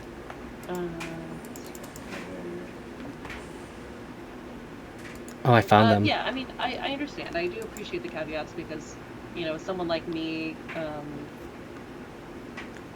I have experience. It does make me a little bit biased towards people who only date as couples. But I try to be cautious in the sense of, maybe have like a little bit of like, okay, but I do try to listen because I know that there are, people who practice differently than I do, and you seem very self-reflective, very careful, very considerate, and very kind. And that Thank you. to me is like you check all the boxes as far as like if I were listening to you and just being like, yeah, I think it'd be really cool to sleep with some other people, and that's it, and I haven't thought about any of the rest of this. I could like, great, okay, my suspicions were correct, but in this case, like having just a general pause because of my own experience, but being willing to, of course, listen to like, yeah, this is a great conversation. It's great to meet other people who, practice a little bit differently than me, and that's fine and great, and I like that. So, it is unfortunate that people who have ulterior motives, who aren't as considerate and self-reflective as you, have ruined the experience for other people. Yeah. Yeah, but it happens sometimes. But I do appreciate I understand the need. I'm hearing from you. Yeah, I understand. Yeah, I understand the need both ways, unfortunately. So, but yeah, I understand, but thank you for, you seem very considerate and like a good type of person from our conversations and stuff. I appreciate it. I certainly try to be. Yeah, well, I actually wrote a blog or an article, whatever you're going to call it, on Tumblr, that polyamory is not all about sex, but it's okay that if it is. And I also talked about I seen my dad at my grandma's funeral, and he's kind of a shitty guy, really cocky and stuff. And we had our girlfriend was living with us, and I don't think I'd ever mentioned anything about being poly to him. And that was like the first time that I ever got like a strong sense, like not even strong sense, it was really obvious that like he was like proud of me. And it was only because like I was sleeping with 2 women and I was really grossed out about it. Or like my friend, he's kind of like a shitty, really entitled guy. When he found out, he high-fived me and said, "That's really cool, because then you don't have to care about the other one." And I was like, what the fuck? Yeah, it made me feel really gross. And like the thing my dad said like really hurt me, like a lot, because like it's kind of like saying like that somehow validates me for one, but then also like you don't even know me then. Yeah. And also gross at the same time, which I shouldn't have expected much more from him anyways, but like, you know, But still, I mean, you hope better for, you hope that people would be better than that sometimes. It's just like, instead of it turning into, cool, you get to sleep with more people, high five. It's like, no, it's different than that. Like, that might be part of it, but that is not the whole of what's happening here. Yeah, to me, I like being affectionate with people. That's the thing that I like the most. I like having a connection with somebody, and just that side, like the romantic side. I'm a romantic person. Yeah. And it makes me like, and to me too, like, do you know the term compresion? Yes. Mm-hmm. That's like one of my favorite things in the whole world. I really like that a lot. When my wife or a partner is like really nice to the other one and being like really kind and considerate, because it's somebody that I care about. Like, that's awesome to me. I don't know. It feels really nice to see somebody caring about somebody that I care about in the same way that I care about them. And I kind of get a sense of like, I'm glad that they have somebody else to cater to like their emotional needs too. That's not me, not because I don't want to, but like, I'm just glad that they have that, and it's just a really good feeling to have. And I don't think I don't know. It just seems like a lot of the stuff that people who like solo date and stuff don't seem to understand, that it's possible for people with a dynamic like me to feel or like care about. And I really appreciate you continuing to be nice to me after I told you that. Oh, of course. And like, I didn't really like want to like hide it per se, but I also wanted to have like a meaningful conversation in case like you told me to go fuck myself or something. At least there was still something really productive that like I was hoping to get out there for women in magic and like polyamorous people in general. If it didn't, if you, at least there was still some good done in the conversation, because I have to be aware that that's a possibility. Yes, absolutely. I mean, there's different styles, right? Like there's different styles of non-monogamy, and yeah, I knew I should have swung all out on that turn. You'd still have gotten me, but your life total would be lower. Mm-hmm. Yeah, I don't quite have legal. I think you still. I have no cards at hand. Oh, that card is so good. You got the star mounts? Yeah, I just started seeing it recently too. It was way under my radar. It's so good. Yes. It is. Well, I might as well hit you all out. here. And when I read your stuff on Twitter and stuff too, I just know that it makes me feel really good to know that you're saying stuff about polyamory that's in a really good light, and it seems like you have a good voice for it, and that it's being well received by other people. That makes me feel in some ways like less alone, even though the dynamic's different. But in just like the more meaningful way to me is that it doesn't seem like you're doing anything unethical, and that people are seeing that messaging that you have, and it's just good because there's not a lot of that. Yeah, that's true. Well, thank you. That means a lot. I try to. I mean, it's not always, like you said, it is not always like perfect or, easy or anything like that. But I figure the more normal it feels from seeing someone like me talking about it in my everyday life, hopefully the more normal it will be for other people to be open about it or decide they might want to try it or, be more comfortable talking with their friends about it, that sort of thing. So my goal is just to normalize it and also just to talk about my own life.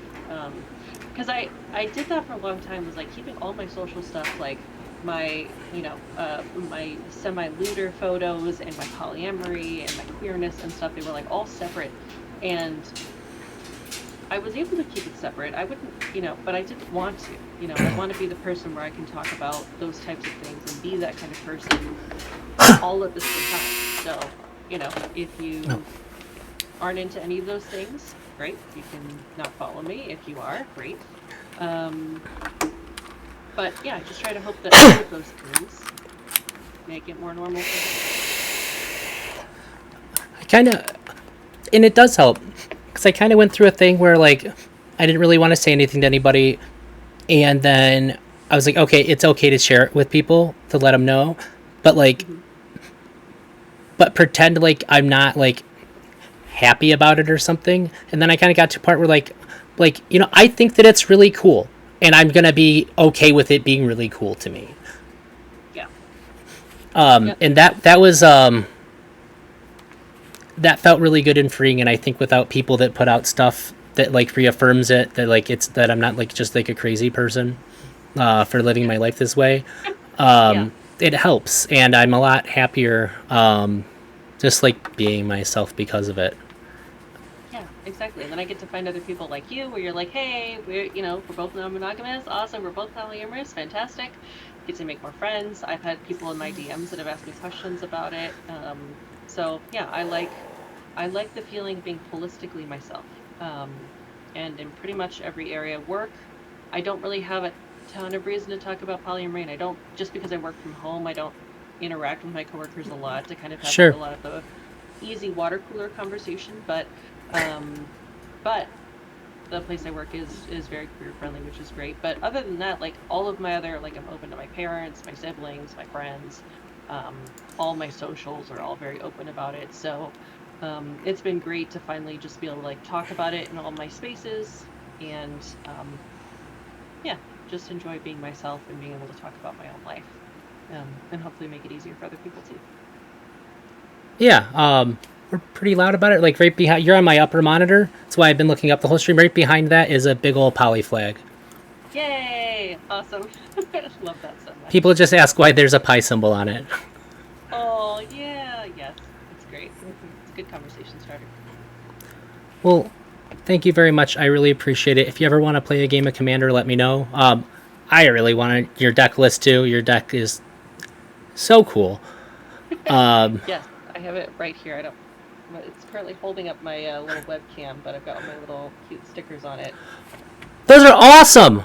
Yeah, they're super great. I'll send you the link to these too, because I saw them and I was like, I have to have them all. I need them. Oh yeah, and I didn't show you, but when you said you really like blue-black, I'm a really big fan of blue. I don't know if you have the stream up. Do you have the stream up? I do not, but I'm about to. Well, I have chat up, so I'll bring up. Oh, gotcha. Your actual video. There it is. Okay, there we go. Yeah, we're good now. Oh, cool. Oh, that's fantastic. Thanks. Oh, and the one other thing I kept trying to remember to say, but like, it was always a bigger conversation. I absolutely went on, like, when I first was looking through all your channels, I went on the not safe for work one while I was at work. I thought you might enjoy that fact. Uh-huh. Yes, definitely. I was like, Yeah, no, I but mean, nobody's gonna come over here. I think, yeah, sometimes it's really funny because I've had coworkers, just in other people in my life, like, have done the, like, oh yeah, there was this event I went back to in June, and they're like scrolling through their phone like this, just with their phone out in the middle of the table, like looking all their photos, and I'm like, Did you get anxious? you live a very different life than I do, because there's no way that I could just like share my camera roll, like, no, I got lots of hot things and lots of hot people, and just gonna keep that over here. So it made me giggle, just being like, yeah, we probably have different lives, and that's okay. I showed somebody a T-shirt design that I made, and I was like, and then just swipe left once, and you can see the back, like this way, and I like show them with my finger, like swipe that one time. Okay, thank you. Mm-hmm. Yep, exactly right. And I'm holding the phone. Phones, just stay there. Yeah. Mm-hmm. Look at the photo. Don't swipe. Yep, just look. Mm-hmm. Occasionally, I'll have to put things in separate like folders on my phone in case I know someone's just gonna be like, "That's so cool." Swipe, swipe. So, yeah. I get it. It's a struggle, but yeah. Worthwhile. Are you streaming anytime soon in a EDH pod or anything like that? Yes, I have. Let me see. Who's my next stream? I have. My next regular EDH stream is going to be on Monday. I'm going to be streaming with Davey. So I'm going to pod with her and a couple other people. So I'll be posting about that on Twitter. And then the next Cleavage EDH is officially in the books. It is going to be on May 21st. Okay, so cool. I'll start promoting that as well. Yeah, so that will be coming up as well if you want to join. I'm trying to find a better format for it because right now it's Discord, which is limited to like 25 people. So if you're not in early, you might not get in. And trying to decide if we want to keep it that way as kind of like a little exclusive, like sexy fun event, or try to expand it so more people can watch because it seems like there's a lot of interest. Yeah. I just need to find like a friendly platform. So we might do YouTube this time. So we'll see. But, Yeah, somebody should stream it. You got all that content that's just sitting there. Yeah, it's true. It's just the TOS things with YouTube's pretty lax. Yeah, a little less friendly, but that's good to know. So yeah, we might try live streaming on YouTube. And I watch a lot of people that were banned off of Twitch that stream on YouTube now. Oh, perfect. Okay, that's good to know. Yeah, I think we could probably stay in line with that. But yes, so keep an eye on my Twitter feed. We'll be talking about that as the date approaches. And I absolutely will. Platform, for it. And thank you so much for having me. This is fantastic. You seem great. Thank you. You are great. And yes, I would love to get a Commander game in soon. And yeah, come follow me on Twitter. Same thing, twitter.com/MsEldrich. If you have an interest in any of the things we've talked about, come find me and we will either talk more about it or you can see my tweets about it. So. Oh, and you know what? All right, well, thank you.